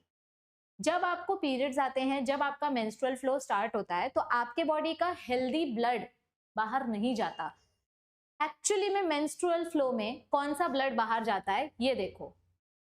आपका ये जो एंडोमेट्रियम था, हमारा ये जो एंडोमेट्रियम था, ये एंडोमेट्रियम जब यूज नहीं होता है, if this endometrium is unused, तो ये ब्रेक हो जाता है। मैम अपने आप कैसे ब्रेक हो जाता है? हार्मोनल इंबैलेंस के वजह से। कौन से हार्मोनल इंबैलेंस के वजह से मैं बताऊंगी आगे, लेकिन यहां पर आपका हेल्दी ब्लड बाहर नहीं जाने वाला। आपका जो एंडोमेट्रियम है जो यूज नहीं हुआ, वो एंडोमेट्रियम बाहर जाने वाला। अब मैं आपको एक छोटी सी स्टोरी बताती हूँ। समझो आपके घर में कोई मेहमान आने वाले हैं, ठीक है, अभी फेस्टिवल्स आ रहे हैं, रक्षाबंधन, गणेश चतुर्थी, सब फेस्टिवल्स आ रहे हैं, तो आपके घर में कुछ मेहमान आने वाले हैं। अब मेहमान आने वाले हैं, इसीलिए मम्मी ने कुछ नाश्ता स्नैक्स मार्केट से लाके रखे थे और कुछ स्नैक्स घर पे बनाए। अब सुबह सुबह मेहमान ने फोन किया कि हम निकल चुके हैं, हम ट्रेन पकड़ के आ रहे हैं, ठीक है, तो ठीक है हम आ रहे हैं। तो मम्मी क्या करेगी, सब नाश्ता बना के रेडी रखेगी ताकि उनके आने के बाद तुरंत सर्व कर सके, ज्यादा घाई ना हो, ज्यादा जल्दबाजी ना हो। अब होगा क्या कि समझो वो लोग निकले घर से, तो हमने इधर नाश्ता बना के रेडी रखा, लेकिन जब वो लोग निकले ट्रेन बंद हो गई क्योंकि जोर से बारिश आने लगी और पूरा पानी भर गया प्लेटफॉर्म पे। मतलब सुबह से बारिश हो रही थी पर इनको लगा कि शायद ट्रेन्स बंद नहीं होंगी, ट्रेन्स चालू रहेंगी, लेकिन यहाँ पे हुआ क्या कि ट्रेन्स बंद हो गई और वो लोग स्टेशन से वापस घर चले गए अपने, आपके घर पे आए ही नहीं। तो अब आपके घर पे मम्मी ने इतना सारा जो नाश्ता बना के रखा, इतना सारा पकवान जो बना के रखा है, क्योंकि 10 लोग आने वाले थे और आपके घर में सिर्फ 3 जन रहते हैं, तो ये जो 10 लोगों का खाना मम्मी ने बना के रखा है, अब इसका क्या करेंगे? आप इसको खाओगे, कितना खाओगे? जितना आपके पेट में जा सकता है उतना ही खाओगे ना। और आपके आजू बाजू वाले नेबर्स भी नहीं है, वो लोग अपने अपने गाँव गए हैं, तो अब आप अपने आजू बाजू वाले अंकल आंटी को भी नहीं दे सकते कि अंकल मेरे घर पे एक्स्ट्रा बन गया था, ये ले लो, मम्मी ने बनाया है, कुछ भी बोल के। तो आप खाओगे खाओगे खाओगे, उतना ही खाओगे जितना आपके पेट में जगह है, उसके बाद आप स्टॉप कर जाओगे। अब वो जो मम्मी ने नाश्ता बनाया था वो हम सिर्फ 1 दिन या 2 दिन तक ही फ्रिज में रख सकते हैं, उसके बाद हमको वो नाश्ता या तो खत्म करना पड़ेगा या तो फेंकना पड़ेगा, क्योंकि वो खत्म हो जाएगा, खराब हो जाएगा। तो अब ऐसे में क्या होगा, आप जितना खा सकते थे आपने खाया, लेकिन आपकी बॉडी पूरा नाश्ता नहीं खा पाई और वो नाश्ता खराब हो गया। अब खराब हो गया तो फेंकना पड़ा, अब हमने उसको फेंक दिया। अब 4 दिन बाद वापस हमने उन गेस्ट को इनवाइट किया कि बारिश रुक गई है, ट्रेन चालू हो गई है, तो आप आ जाओ, ठीक है। तो अब वो लोग फिर आएंगे तो फिर नया नाश्ता बनाना पड़ेगा। तो अब ध्यान से सुनो, यहाँ पर जो मैंने गेस्ट का एग्जाम्पल लिया, ये है अपना स्पर्म। गेस्ट मतलब स्पर्म। जब स्पर्म फीमेल की बॉडी में आएगा तो एग का फर्टिलाइजेशन होगा और जाइगोट बनेगा। लेकिन अगर स्पर्म आया ही नहीं, मेहमान आए ही नहीं, तो ये खाना तो वेस्ट हो गया ना। ये जो एंडोमेट्रियम है, it is the food for zygote. अगर हमारा स्पर्म आता और स्पर्म यहाँ पे फर्टिलाइजेशन करता तो जाइगोट बनता, बराबर। लेकिन जाइगोट बना ही नहीं, तो फिर इस खाने का क्या फायदा? तो फिर ये खाना वेस्ट हो गया, और ये खाना वेस्ट हो गया तो ये बाहर आ जाएगा। इसको बोलते हैं menstrual flow. This is the breakdown of your endometrium. तो एक चीज अपने दिमाग से बाहर निकाल दो कि मेंस्ट्रुअल फ्लो के टाइम पे हेल्दी ब्लड जाता है बाहर का, नहीं। मेंस्ट्रुअल फ्लो म्हणजे आपकी बॉडी में जो एंडोमेट्रियम अनयूज्ड होता है वो बाहर आ जाता है, क्योंकि नेक्स्ट मंथ में फिर से नया एंडोमेट्रियम बनेगा, फिर से नया एग रिलीज होगा, फिर से नया स्पर्म आएगा, प्रोसेस पूरा स्टार्ट होता है। इसीलिए इसको साइकिल बोलते हैं। ये प्रोसेस बार बार एज इट इज रिपीट होते रहता है, ठीक है। तो अब वापस पीछे जाते हैं। All right, so the menstrual flow starts and it occurs for 3 to 5 days। ये फेज कितने दिन के लिए चलता है? 3 से 5 दिन के लिए चलता है, इसीलिए इस फेज को बोलते हैं मेंस्ट्रुएशन। इस फेज में होता क्या है, हमारी जो एंडोमेट्रियम की थिकनेस है, ये थिकनेस एकदम कम हो जाती है। आपल्या महाराष्ट्र बोर्डच्या टेक्स्ट बुक मध्ये दिलंय थिकनेस किती असते नॉर्मली। ये जो एंडोमेट्रियम है इसकी स्टार्टिंग में थिकनेस कितनी होती है? 10 मिलीमीटर्स, और जब पीरियड्स आ जाते हैं तो ये थिकनेस एकदम कम हो जाती है और हमारा जो एंडोमेट्रियम है वो मुश्किल से 1 मिलीमीटर बचता है। मतलब पूरा का पूरा एंडोमेट्रियम बाहर चला जाता है और बचता कितना है? बचेगा कितना? सिर्फ 1 मिलीमीटर जितना एंडोमेट्रियम बचेगा। अब मुझे नेक्स्ट मंथ के लिए फिर से खाना बनाना है, मतलब फिर से वो गेस्ट आने वाले हैं, फिर से जाइगोट बन सकता है, शायद बने अगले महीने, तो हमें फिर से एंडोमेट्रियम रिपेयर करना है। तो ये एंडोमेट्रियम का रिपेयर फिर से चालू हो जाएगा और फिर से ये 10 मिलीमीटर की हो जाएगी, लेकिन अभी टाइम है उसके लिए। तो जब ब्लीडिंग होती है, मेंस्ट्रुएशन को ब्लीडिंग फेज भी बोला जाता है, this is also known as bleeding phase. तो जब मेंस्ट्रुअल ब्लीडिंग फेज आता है उस टाइम पे हमारा एंडोमेट्रियम ब्रेक डाउन होता है। ही जी आपली एंडोमेट्रियमची लाइन आहे, ये लाइन ब्रेक हो जाती है। There is a breakdown of endometrium and its blood vessels, जिसकी वजह से जो लिक्विड बाहर आता है वो थोड़ा सा ठीक होता है। और ये जो लिक्विड बाहर आ रहा है वो कहाँ से बाहर आ रहा है? ये जो ब्लड बाहर आ रहा है ये थोड़े थोड़े एंडोमेट्रियम टिश्यू के साथ भी बाहर आता है, इसीलिए पीरियड्स के टाइम पे मोटे मोटे क्लॉट्स भी बाहर आते हैं। तो ये सब कहाँ से बाहर आते हैं? वजाइना से। यहाँ तक क्लियर है सबको इंट्रोडक्शन? चल आगे बढ़ते हैं। अब क्या होगा? अब सेकेंड फेज चालू होगा। अब क्या होगा यहाँ पे? Now it will begin with second phase.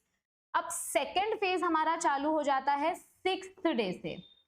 कौन से डे से चालू हो जाता है? 6th डे से लेकर 13th डे तक चलता है। ये जो सेकेंड फेज है ये फेज 6th डे से लेकर 13th डे तक चलता है और इस फेज को बोलते हैं प्रोलिफरेटिव फेज।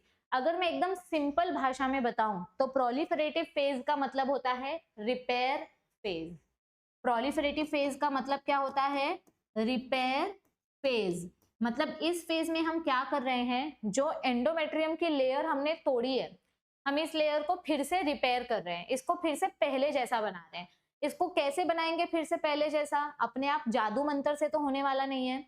तो ये फेज रिपेयर करने के लिए हमें चाहिए ईस्ट्रोजन हार्मोन। कौन सा हार्मोन इंपॉर्टेंट है? ईस्ट्रोजन। और ये ईस्ट्रोजन हार्मोन कहां से आएगा? ध्यान दो, जब आपका ब्लीडिंग स्टार्ट हुआ है ना, जब आपकी ब्लीडिंग स्टार्ट हुई है उसी टाइम पे आपके हाइपोथैलेमस को पता चल जाता है कि ब्लीडिंग स्टार्ट हो गई है और अब मुझे नया फॉलिकल डेवलपमेंट स्टार्ट करना पड़ेगा। तो हाइपोथैलेमस से जीएनआरएच हार्मोन्स बनते हैं और ये जीएनआरएच हार्मोन पिट्यूटरी ग्लैंड के पास जाता है और पिट्यूटरी ग्लैंड बनाता है एफएसएच हार्मोन। देखो फिर से सुनो, जैसे ही ब्लीडिंग स्टार्ट होती है ये देखो, जैसे ही ब्लीडिंग स्टार्ट होगी वैसे ही सिग्नल जाता है हाइपोथैलेमस के पास। हाइपोथैलेमस बनाता है जीएनआरएच हार्मोन, जीएनआरएच हार्मोन जाता है एंटीरियर पिट्यूटरी के पास और एंटीरियर पिट्यूटरी 2 हार्मोन्स बनाती है। पहले एफएसएच हार्मोन बनेगा। पहले कौन सा बनेगा? FSH hormone. एफएसएच हार्मोन का फुल फॉर्म है follicle stimulating hormone. Follicle stimulating hormone, FSH hormone का फुल फॉर्म क्या है? Follicle stimulating hormone. फॉलिकल्स मतलब क्या होते हैं? लेयर बनाना। तो हमने अभी जस्ट पीछे पढ़ा था कि जब अपना एग डेवलपमेंट होता है तो प्राइमरी फॉलिकल बनता है, फिर सेकेंडरी फॉलिकल बनता है, फिर टर्शरी फॉलिकल बनता है। तो ये फॉलिकल्स जैसे जैसे बनते जाएंगे, जितने ज्यादा फॉलिकल्स बनते जाएंगे उतना ज्यादा ईस्ट्रोजन हार्मोन रिलीज होते जाएगा। तो जीएनआरएच की वजह से एफएसएच हार्मोन बना और ये एफएसएच की वजह से फॉलिकल डेवलपमेंट स्टार्ट हुआ। ये देखो, एफएसएच हार्मोन के वजह से क्या हो रहा है? फॉलिकल डेवलपमेंट स्टार्ट हो रहा है। और हमने एक बहुत ही क्लियर चीज पढ़ी थी जितना ज्यादा फॉलिकल्स बनेगा उतने ज्यादा ईस्ट्रोजन हार्मोन प्रोड्यूस होंगे। जितना ज्यादा फॉलिकल बनेगा, जैसे जैसे फॉलिकल बनते जाएगा वैसे वैसे क्या होते जाएगा, ईस्ट्रोजन हार्मोन का कॉन्सेंट्रेशन बढ़ते जाएगा। ये देखो ईस्ट्रोजन हार्मोन का कॉन्सेंट्रेशन बढ़ रहा है, और जैसे जैसे ईस्ट्रोजन हार्मोन का कॉन्सेंट्रेशन बढ़ रहा है एंडोमेट्रियम की थिकनेस भी बढ़ते जा रही है। देखो ईस्ट्रोजन बढ़ रहा है तो एंडोमेट्रियम भी बढ़ रहा है। ओके, तो ये पूरा सिग्नल, ये पूरी कहानी शुरू कहां से होती है, ब्लीडिंग से। जैसे ही ब्लीडिंग स्टार्ट होता है हाइपोथैलेमस क्या बनाना स्टार्ट करता है, जीएनआरएच। जीएनआरएच के वजह से पिट्यूटरी ग्लैंड एफएसएच बनाएगा, एफएसएच की वजह से फॉलिकल्स डेवलप होंगे। ये देखो एफएसएच हार्मोन की वजह से क्या होंगे, फॉलिकल्स डेवलप होंगे। जितने ज्यादा फॉलिकल्स डेवलप होंगे उतना ज्यादा ईस्ट्रोजन हार्मोन बनेगा। जितना ज्यादा ईस्ट्रोजन हार्मोन बनेगा आपका एंडोमेट्रियम रिपेयर हो जाएगा, it will repair, endometrium repair हो जाएगा। और ये ईस्ट्रोजन हार्मोन बनते ही जाएगा, बनते ही जाएगा, बनते ही जाएगा। ये कब तक बनते रहेगा, जब तक हमारा फॉलिकल मैच्योर नहीं हो जाता। और जैसे ही हमारा फॉलिकल मैच्योर हो गया कि बस अब इससे ज्यादा फॉलिकल बड़ा नहीं हो सकता, इस फॉलिकल को हम बोलेंगे ग्राफियन फॉलिकल। जैसे ही ये फॉलिकल मैच्योर हो जाएगा वैसे ही आपकी ओवरी में से इनहिबिन हार्मोन बनना स्टार्ट हो जाएगा। क्या बनना स्टार्ट हो जाएगा, इनहिबिन हार्मोन। अभी इसके लिए थोड़ा टाइम है, अभी ये बनेगा, लेकिन रुको। आपका जैसे ही ये मैच्योर फॉलिकल बना, ये इतना ईस्ट्रोजन बना देता है, ये इतना ईस्ट्रोजन बना देता है कि ईस्ट्रोजन का यहाँ पे एकदम से ऐसे पीक आ जाता है। This is the oestrogen peak. ये किसका पीक है, ये ईस्ट्रोजन हार्मोन का पीक है। और इतना ईस्ट्रोजन आ जाता है कि इसको बैलेंस करने के लिए हमारा जो पिट्यूटरी ग्लैंड है वो एलएच हार्मोन बना देता है। क्या बना देता है पिट्यूटरी ग्लैंड, एलएच हार्मोन। और ये एलएच हार्मोन, ये एलएच हार्मोन और ये एफएसएच हार्मोन, ये तीनों एकदम पीक पे चले जाते हैं। और इन तीनों के पीक पे जाने की वजह से ये तीनों हार्मोन्स इतने पीक पे चले जाते हैं कि इनके पीक पे जाने की वजह से ग्राफियन फॉलिकल और ज्यादा लेयर ऐड नहीं कर सकता। ग्राफियन फॉलिकल और ज्यादा लेयर ऐड नहीं कर सकता तो वो फट जाता है, ग्राफियन फॉलिकल बर्स्ट हो जाता है और ओव्यूलेशन हो जाता है। ये देखो एलएच हार्मोन पीक पे चला गया, एफएसएच हार्मोन पीक पे चला गया और ईस्ट्रोजन हार्मोन भी पीक पे चला गया। इस वजह से ओव्यूलेशन हो गया और ग्राफियन फॉलिकल फट गया। जब ग्राफियन फॉलिकल फटता है तो उसमें से रिलीज होता है सेकेंडरी oocyte। क्या रिलीज होगा यहाँ से, सेकेंडरी oocyte। थोड़ा सा वापस पीछे जाते हैं।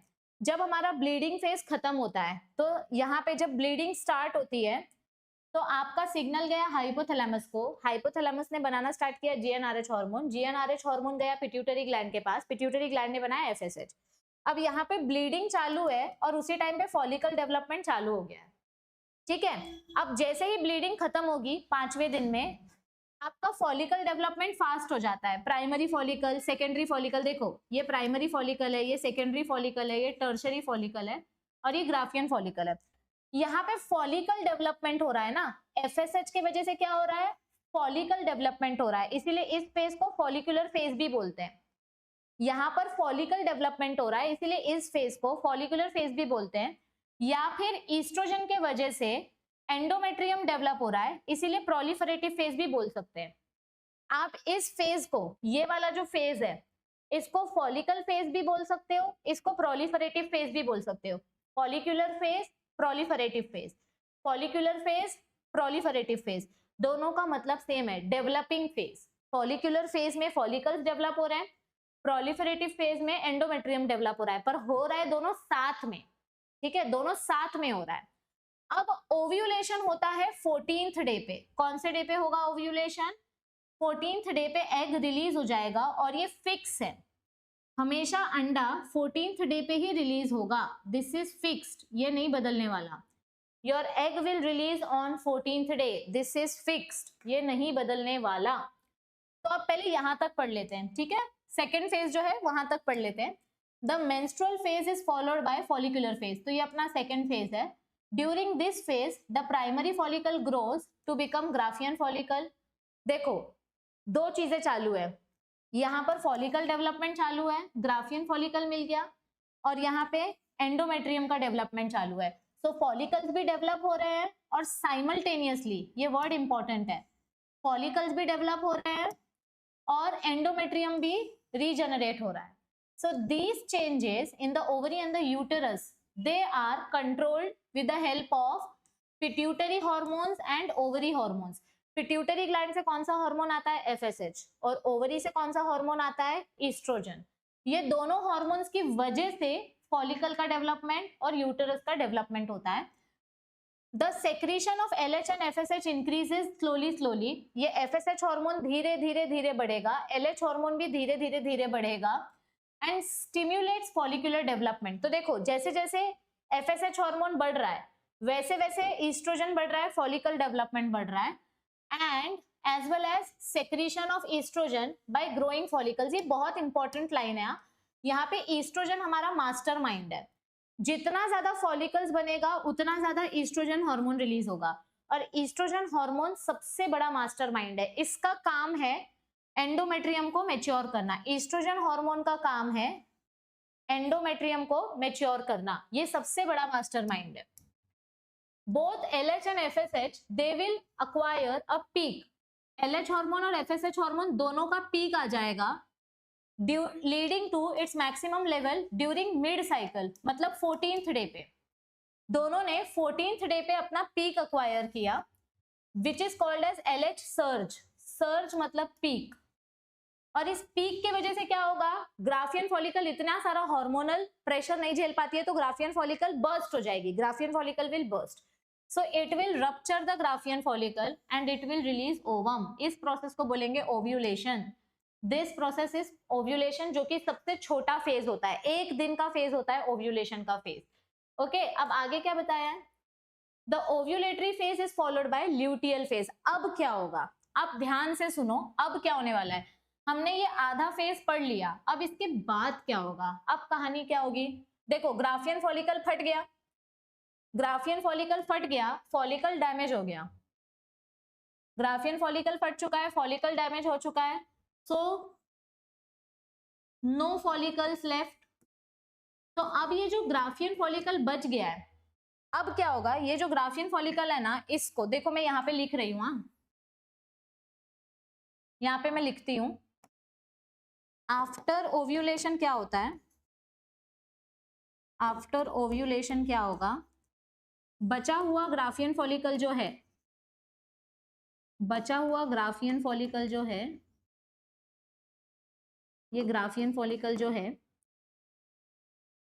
LH हार्मोन क्या करेगा? LH हार्मोन इस ग्राफियन फॉलिकल को कन्वर्ट कर देगा कॉर्पस ल्यूटियम में। किस में कन्वर्ट कर देगा? कॉर्पस ल्यूटियम में। LH हार्मोन का फुल फॉर्म क्या है? Luteinizing hormone. तो आपका ये जो ग्राफियन फॉलिकल है ये कन्वर्ट हो जाएगा कॉर्पस ल्यूटियम में। और इधर देखो, फॉलिकल्स नहीं बचे ना, यहाँ पर फॉलिकल्स नहीं बचे, तो धीरे धीरे ईस्ट्रोजन का कॉन्सेंट्रेशन ड्रॉप हो जाएगा। धीरे धीरे ईस्ट्रोजन का कॉन्सेंट्रेशन ड्रॉप हो रहा है, ये देखो, ईस्ट्रोजन ड्रॉप हो रहा है। क्यों ड्रॉप हो रहा है? क्योंकि फॉलिकल्स बर्स्ट हो गए। अब फॉलिकल ही नहीं बचे तो ईस्ट्रोजन कहां से बनेगा? जब तक फॉलिकल है तब तक ईस्ट्रोजन है, नो फॉलिकल नो ईस्ट्रोजन, तो ईस्ट्रोजन ड्रॉप हो गया। लेकिन फिर से ईस्ट्रोजन चमकेगा। कैसे चमकेगा? ये कॉर्पस ल्यूटियम की वजह से। अब ये कॉर्पस ल्यूटियम क्या करेगा? नाउ दिस कॉर्पस ल्यूटियम, ये जो कॉर्पस ल्यूटियम बना है, ये कॉर्पस ल्यूटियम क्या करेगा? This corpus luteum will produce progesterone hormone and estrogen hormone. ये कॉर्पस ल्यूटियम क्या बनाने वाला है? प्रोजेस्टेरॉन एंड ईस्ट्रोजन हार्मोन बनाने वाला है। तो मैंने बोला ना, सिर्फ थोड़े टाइम के लिए ईस्ट्रोजन नीचे जाता है। जैसे ही कॉर्पस ल्यूटियम बनता है, इस कॉर्पस ल्यूटियम का काम है ईस्ट्रोजन हार्मोन बढ़ाना और प्रोजेस्टेरॉन हार्मोन बनाना। अब यहाँ पे दो हार्मोन्स का कॉम्बिनेशन है। अब यहाँ पर हमें दो हार्मोन्स का कॉम्बिनेशन देखने मिलेगा, प्रोजेस्टेरॉन एंड ईस्ट्रोजन। और ये प्रोजेस्टेरॉन और ईस्ट्रोजन मिलकर अब एंडोमेट्रियम को रिपेयर करेंगे। क्या करेंगे? एंडोमेट्रियम को रिपेयर करेंगे। देखो, प्रोजेस्टेरॉन का ना सिंपल फंडा है। प्रोजेस्टेरॉन को एक ही काम आता है कि मुझे प्रेगनेंसी मेंटेन करनी है, और प्रेगनेंसी मेंटेन करने के लिए जाइगोट को खाना चाहिए, और जाइगोट को अगर खाना चाहिए मतलब एंडोमेट्रियम लेयर बनाना है। तो ये बहुत ही सिंपल फंडा है, प्रोजेस्टेरॉन हार्मोन का बहुत ही सिंपल सा फंडा है। खाना बनाओ, खाना बनाओ, खाना बनाओ, प्रेगनेंसी मेंटेन करो, प्रेगनेंसी मेंटेन करो, मतलब एंडोमेट्रियम को रिपेयर करो। ईस्ट्रोजन तो सिर्फ थोड़ी सी हेल्प कर रहा है यहाँ पे, ठीक है। तो यहाँ पर फिर से देखो ईस्ट्रोजन हार्मोन का पीक आएगा, मतलब पूरा का पूरा फॉलिकल डेवलप हो चुका है, पूरा का पूरा फॉलिकल डेवलप हो चुका है, सॉरी फॉलिकल नहीं, एंडोमेट्रियम पूरा डेवलप हो चुका है। आपका एंडोमेट्रियम फिर से 10 mm का हो गया। स्टार्टिंग में भी ये 10 mm का था, यहाँ पर ये 10 mm का था, यहाँ पे 1 mm का हुआ, यहाँ पे 5 mm का हुआ, और यहाँ पे 10 mm का हो गया। तो फिर से 10 mm का हो गया, मतलब एंडोमेट्रियम डेवलप हो गया। किसके वजह से डेवलप हुआ? प्रोजेस्टेरॉन और ईस्ट्रोजन की वजह से। अब होता क्या है पता है, यहाँ पे जब प्रोजेस्टेरॉन हार्मोन बनता है तो देखो मम्मी जब किचन में काम करती है तो मम्मी क्या बोलती है, नहीं मम्मी तो बोलती है मेरी हेल्प करो, लेकिन कुछ ऐसी लड़कियां होती हैं जिनका ऐसा मानना होता है अगर मैं किचन में काम करूंगी तो मुझे कोई और नहीं चाहिए उधर पे, मेरा काम है मैं खुद करूंगी, मुझे बाकी लोगों का डिस्टर्बेंस नहीं चाहिए। ठीक है, कोई बात नहीं। तो सेम समझो यहाँ पे प्रोजेस्टेरॉन उस लड़की जैसा है। प्रोजेस्टेरॉन जब काम करेगा उसको और कोई हार्मोन नहीं चाहिए। तो जैसे ही प्रोजेस्टेरॉन और ईस्ट्रोजन ये दोनों बनना चालू होते हैं, एक लड़की ऐसी होती है जिसको हेल्प चाहिए, मतलब समझो अगर मैं कुकिंग कर रही हूँ तो मैं बोलूंगी कि मम्मी मेरी हेल्प करो, लेकिन अगर कोई और है और वो बोलेगी कि मैं कुकिंग कर रही हूँ मुझे किसी की हेल्प नहीं चाहिए, तो इमेजिन करो कि मैं ईस्ट्रोजन हूँ, मैं मम्मी की हेल्प ले रही हूँ, और जो दूसरी लड़की है वो प्रोजेस्टेरॉन है, उसको किसी की हेल्प नहीं चाहिए, वो प्रोजेस्टेरॉन सिर्फ ईस्ट्रोजन के साथ मिलकर काम कर रही है, या ईस्ट्रोजन को भी बहुत कम भाव दे रही है। तो यहाँ पे क्या होता है, जब अपना कॉर्पस ल्यूटियम बनता है तो कॉर्पस ल्यूटियम प्रोजेस्टेरॉन ज्यादा बनाता है और थोड़ा सा ईस्ट्रोजन बनाता है, और ये दोनों कॉम्बिनेशन में जब काम करते हैं ना तो इनको और दूसरा कोई हार्मोन नहीं चाहिए। और दूसरा हार्मोन कौन सा बन रहा है, यहाँ बन रहा था ना FSH और LH, ये दोनों हार्मोन नहीं चाहिए। प्रोजेस्टेरॉन सीधा बोलता है मैं काम करूंगी तो अकेले, मुझे और कोई हार्मोन नहीं चाहिए।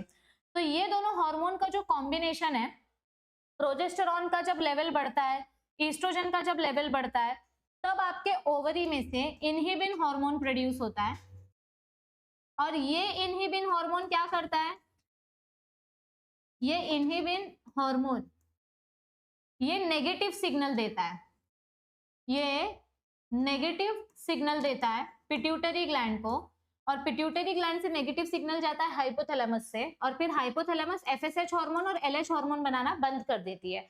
क्योंकि प्रोजेस्टेरॉन का क्या बोलना है कि अभी हो गया ना, तुम्हारा काम हो गया। देखो FSH का काम क्या था, फॉलिकल बनाना, फॉलिकल बन गया, अंडा रिलीज हो गया, तो अब FSH नहीं चाहिए, इसीलिए प्रोजेस्टेरॉन ने क्या बोला, FSH बंद करो। LH हार्मोन का क्या काम था, कॉर्पस लुटियम बनाना, LH हार्मोन का काम था कॉर्पस लुटियम बनाना। कॉर्पस लुटियम बन गया और कॉर्पस लुटियम से प्रोजेस्टेरॉन हार्मोन बन गया, तो अब LH हार्मोन का काम खत्म, LH हार्मोन का काम खत्म, तो LH हार्मोन भी बनाना बंद कर दो। प्रोजेस्टेरॉन सीधा बोलता है या बोलती है व्हाटएवर कि जिस हार्मोन का अब कोई काम नहीं है वो हार्मोन बनाना बंद कर दो, सिंपल बात। तो FSH बंद हो जाता है, LH हार्मोन बनना बंद हो जाता है। पर यहाँ पे देखो अपना जो बेचारा LH हार्मोन था, LH हार्मोन के वजह से ही कॉर्पस लुटियम बना है।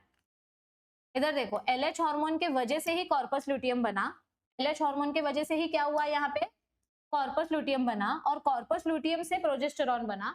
और अब यही प्रोजेस्टेरॉन बोलता है, यही जो प्रोजेस्टेरॉन है ये सिग्नल देता है नेगेटिव सिग्नल, और FSH और LH बनाना बंद हो जाता है।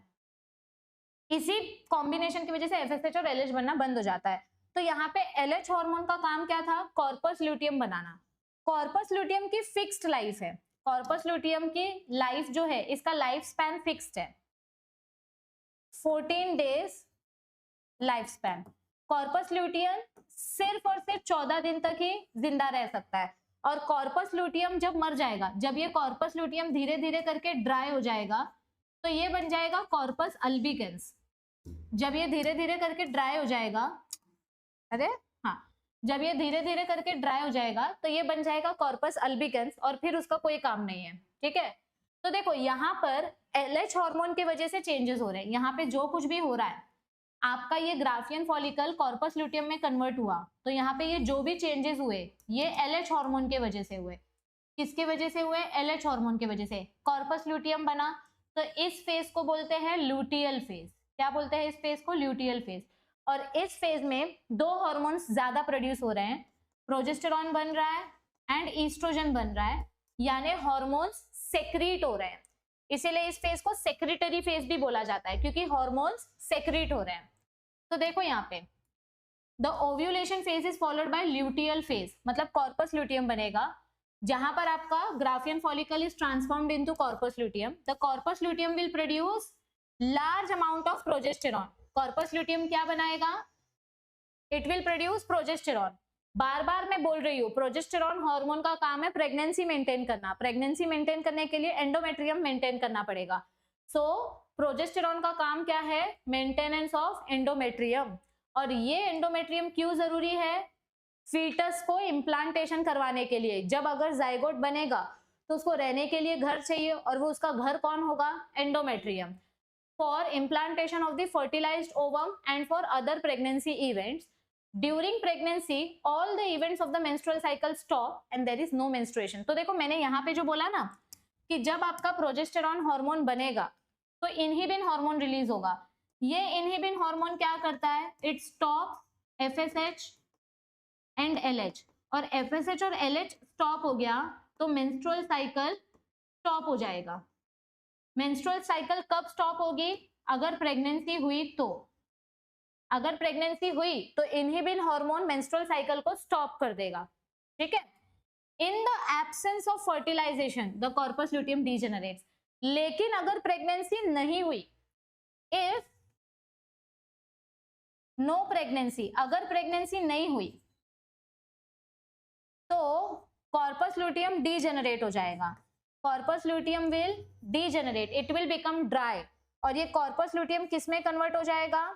कॉर्पस अल्बिकन में कन्वर्ट हो जाएगा। किस में कन्वर्ट हो जाएगा? ये कॉर्पस अल्बिकन में कन्वर्ट हो जाएगा। ये देखो, ये वाला जो फ्लो चार्ट मैं आपको बता रही थी ना अभी पीछे, यहाँ पे देखो जितना एस्ट्रोजन बनता है उतना फॉलिकल्स बनता है। इंक्रीज्ड एस्ट्रोजन की वजह से LH हार्मोन बनता है। LH हार्मोन की वजह से ओव्यूलेशन होता है, अंडा रिलीज होता है और इनहिबिन हार्मोन बनता है। LH हार्मोन क्या करता है? ग्राफियन फॉलिकल को कन्वर्ट कर देता है कॉर्पस ल्यूटियम में। कॉर्पस ल्यूटियम बनाता है प्रोजेस्टेरॉन हार्मोन, और ये इनहिबिन हार्मोन क्या करेगा? Inhibin hormone FSH production stop करेगा। ये देखो इधर पे इनहिबिन हार्मोन क्या कर रहा है? इनहिबिन हार्मोन, ये बहुत जरूरी है, ये inhibin hormone FSH production stop कर रहा है, जिसकी वजह से मेंस्ट्रुअल साइकिल स्टॉप हो जाएगी। तो inhibin hormone FSH production stop करेगा। लेकिन अगर फर्टिलाइजेशन नहीं हुआ तो कॉर्पस ल्यूटियम ड्राई हो जाएगा, और कॉर्पस ल्यूटियम ड्राई होके क्या बन जाएगा? Corpus albicans. Corpus luteum dry होके क्या बन जाएगा? Corpus albicans. Okay, this causes disintegration of the endometrium. तो अब क्या हुआ? देखो, प्रोजेस्टेरॉन हार्मोन कहां से बन रहा था? प्रोजेस्टेरॉन हार्मोन कॉर्पस ल्यूटियम से बन रहा था। कॉर्पस ल्यूटियम ही अगर ड्राई हो गया, कॉर्पस ल्यूटियम अगर ड्राई हो गया तो प्रोजेस्टेरॉन हार्मोन बनना स्टॉप हो गया। प्रोजेस्टेरॉन हार्मोन डिक्रीज हो गया। अगर प्रोजेस्टेरॉन हार्मोन डिक्रीज हो गया तो एंडोमेट्रियम धीरे धीरे करके ब्रेक हो जाएगी। एंडोमेट्रियम को बनाने वाला हार्मोन कौन सा था? प्रोजेस्टेरॉन। अगर प्रोजेस्टेरॉन बंद हो गया तो एंडोमेट्रियम भी ब्रेक हो जाएगी, और इसके वजह से आपका न्यू मेंस्ट्रुअल साइकिल स्टार्ट हो जाएगा। तो सब कुछ डिपेंड करता है प्रोजेस्टेरॉन हार्मोन पे। किस पे डिपेंड करता है? प्रोजेस्टेरॉन हार्मोन पे। तो अगर प्रेगनेंसी नहीं हुई तो कॉर्पस ल्यूटियम ड्राई हो जाएगा। कॉर्पस ल्यूटियम ड्राई हो गया तो प्रोजेस्टेरॉन हार्मोन लो हो जाएगा। ये देखो, प्रोजेस्टेरॉन हार्मोन लो हो गया, प्रोजेस्टेरॉन हार्मोन लो हो गया, जिसके वजह से एंडोमेट्रियम फिर से ब्रेक होने लगी और न्यू मेंस्ट्रुअल साइकिल स्टार्ट हो गया। So this causes disintegration of the endometrium, जिसकी वजह से नया मेंस्ट्रुअल साइकिल स्टार्ट हो जाएगा। In human beings menstrual cycle stops around 50 years of age. ये हमने पढ़ा था ना अभी, जस्ट हमने पीछे देखा था कि ह्यूमन बीइंग्स में क्या होता है। ह्यूमन बीइंग्स में मेनार्क मतलब starting of the menstrual cycle, and menopause मतलब क्या होता है? आपका पीरियड आना स्टॉप हो जाता है, आपका गैमेट फॉर्मेशन स्टॉप हो जाता है। जब कोई लेडी 45 से 50 साल के बीच में होती है, उनका मीनोपॉज लगना स्टॉप हो जाता है। मेनोपॉज लग जाता है, पीरियड्स आना स्टॉप हो जाते हैं। So this is very important NEET question. और यहाँ पे ये वाला बहुत इंपॉर्टेंट नीट क्वेश्चन था, ये वाला, ये 2025 का क्वेश्चन है। Okay, cyclic menstruation is an indicator of normal reproductive phase and extends between menarche and menopause। तो menarche की शुरुआत कब हुई थी? जब कोई लड़की 13 साल की है, समझो कोई लड़की 13 साल की है तो उसको पीरियड्स आना स्टार्ट हुए, और मीनोपॉज लग गया 45 इयर्स में। तो पूरे 13 और 45 इयर्स के बीच का जो गैप है 32 इयर्स, ये 32 इयर्स तक लड़की को पीरियड्स आते हैं। एक साल में 13 बार पीरियड्स आएंगे, तो 32 इयर्स में कितने बार पीरियड्स आएंगे? 416 बार। यानी कितने एग्स एक औरत बना सकती है? 416 एग्स, इससे ज्यादा एग्स नहीं बना सकती on an average. Is this clear everybody? सबको ये मेंस्ट्रुअल साइकिल वाला टॉपिक समझ में आया है? ये देखो, हार्मोनल चार्ट काफी हेल्प करेगा आपकी अंडरस्टैंडिंग करने में, इसका स्क्रीनशॉट ले सकते हो आप। थोड़ा सा वीडियो को एक बार फिर से पीछे करके 2 बार देखो तो आपको डेफिनेटली टॉपिक क्रिस्टल क्लियर हो जाएगा। ठीक है, देखो जब oocyte हुआ रिलीज तो आपका ग्राफियन फॉलिकल कॉर्पस ल्यूटियम में कन्वर्ट हो गया। कॉर्पस ल्यूटियम प्रोजेस्टेरॉन हार्मोन बनाना चालू करेगा। प्रोजेस्टेरॉन हार्मोन की वजह से एंडोमेट्रियम डेवलप होना चालू होगा और एंडोमेट्रियम ठीक हो जाएगा। अब यहाँ पर लास्ट टॉपिक क्या बताया है? Menstrual hygiene. मेंस्ट्रुअल हाइजीन मतलब क्या होता है? Maintenance of hygiene and sanitation during menstruation is very important. देखो जो सैनिटरी नैपकिन हम यूज करते हैं उसमें ना बहुत सारे ब्लीचिंग एजेंट्स होते हैं, बहुत सारा क्लोराइड होता है। तो अगर आप एक ही पैड, कितने भी हाई फाई ब्रांड का लो, अगर आप एक सेम पैड 8 घंटे तक लगा के रखोगे अपने वजाइना में तो इचिंग चालू हो जाएगी, इन्फेक्शन चालू हो जाएगा। फिर कुछ लोग टैम्पॉन्स लगाते हैं, वो कॉटन वाला, उसमें भी ब्लीचिंग एजेंट्स होता है। कॉटन के उसमें तो बहुत सारे टॉक्सिक केमिकल्स होते हैं, टॉक्सिक शॉक सिंड्रोम भी होता है। मतलब कुछ लोग टैम्पॉन्स निकालना ही भूल जाते हैं और फिर वो अंदर ही अंदर टॉक्सिसिटी प्रोड्यूस कर देता है। ओके, और अभी के टाइम पे मार्केट में जो सेफ ऑप्शन चल रहा है वो मेंस्ट्रुअल कप वाला ऑप्शन है। ठीक है, अब यहाँ पे सैनिटेशन मतलब क्या होता है कि अगर आप पैड यूज कर रहे हो तो एवरी 4 to 5 आवर्स में पैड चेंज करना चाहिए और रोज नहाओ। नहाना बहुत जरूरी है। कुछ कल्चर में, कुछ रिलीजन में ऐसा बोलते हैं पीरियड्स आते हैं तो नहाना नहीं चाहिए, बट ये गलत है।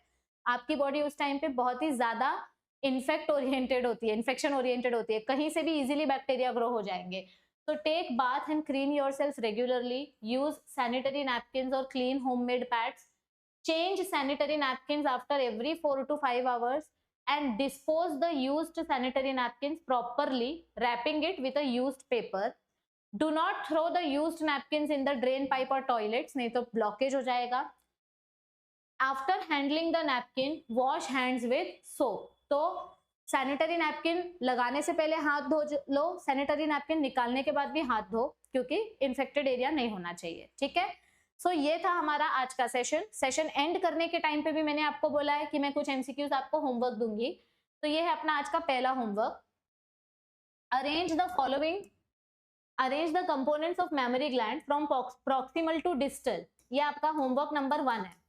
मतलब मेमोरी ग्लैंड्स में, ये अपना मेमोरी ग्लैंड है, यहाँ पे फैटी टिश्यू है, यहाँ पे ऐसे लोब्स होते हैं, इनको हम बोलते हैं मेमोरी लोब्स। इनके अंदर होता है एल्वियोलार ग्लैंड्स, एल्वियोलार ग्लैंड से ऐसे एल्वियोलार ग्लैंड है, एल्वियोलार ग्लैंड से, एल्वियोलार ग्लैंड से बनते हैं मेमोरी ट्यूब, मेमोरी टिब्यूल्स। फिर ये मेमोरी टिब्यूल्स से बनते हैं मेमोरी डक्ट, मेमोरी डक्ट से मिलके बनता है मेमोरी एम्प्यूला, मेमोरी एम्प्यूला से मिलके बनता है लैक्टिफेरस डक्ट। तो मैंने आपको पूरा सीक्वेंस बता दिया है, अब सिर्फ सुनो ध्यान से कि मैंने क्या सीक्वेंस बोला है। मेमोरी लोब्स, एल्वियोलाई ग्लैंड्स या alveoli, memory tubes, memory duct, फिर यहाँ पे मेमोरी एम्प्यूला बनेगा और मेमोरी एम्प्यूला से निकलेगा लैक्टिफेरस डक्ट और लैक्टिफेरस डक्ट से आपका आगे आएगा एरियोला वाला रीजन। तो अब इसको सीक्वेंस में अरेंज करके इसका आंसर आपको कमेंट करना है। नेक्स्ट क्वेश्चन है होमवर्क नंबर 2, नीट 2023 का पीवाईक्यू। आपको 2 स्टेटमेंट्स दिए हैं, कौन सा स्टेटमेंट करेक्ट है इनकरेक्ट है वो आपको बताना है। So this is homework number 2 और ये टॉपिक हम स्टार्ट करेंगे अपने नेक्स्ट क्लास में। आई होप आपको मेरे साथ पढ़कर मजा आ रहा है, सेशन समझ में आ रहे हैं। अगर आपको ये सेशन समझ में आ रहे हैं, यूजफुल लग रहे हैं, तो मैं आपसे रिक्वेस्ट करती हूँ कि इन वीडियोस को जितना हो सके उतना नीट 2026 के एस्पिरेंट्स के साथ शेयर करो, उनको बोलो चैनल को सब्सक्राइब करें, तो क्योंकि इस चैनल पे हम एमसीक्यू के शॉर्ट्स भी अपलोड कर रहे हैं, डिटेल लेक्चर भी अपलोड कर रहे हैं, काउंसलिंग वीडियोस भी अपलोड कर रहे हैं, बहुत कुछ देने की कोशिश कर रहे हैं, लेकिन आपके सपोर्ट के बिना कुछ नहीं कर पाएंगे। सो आपका सपोर्ट अगर मुझे मिले तो मैं आपकी पूरी हेल्प करने की कोशिश करूंगी। So all the best for your preparation everyone, and I will see you all very soon. Bye bye, take care, thank you.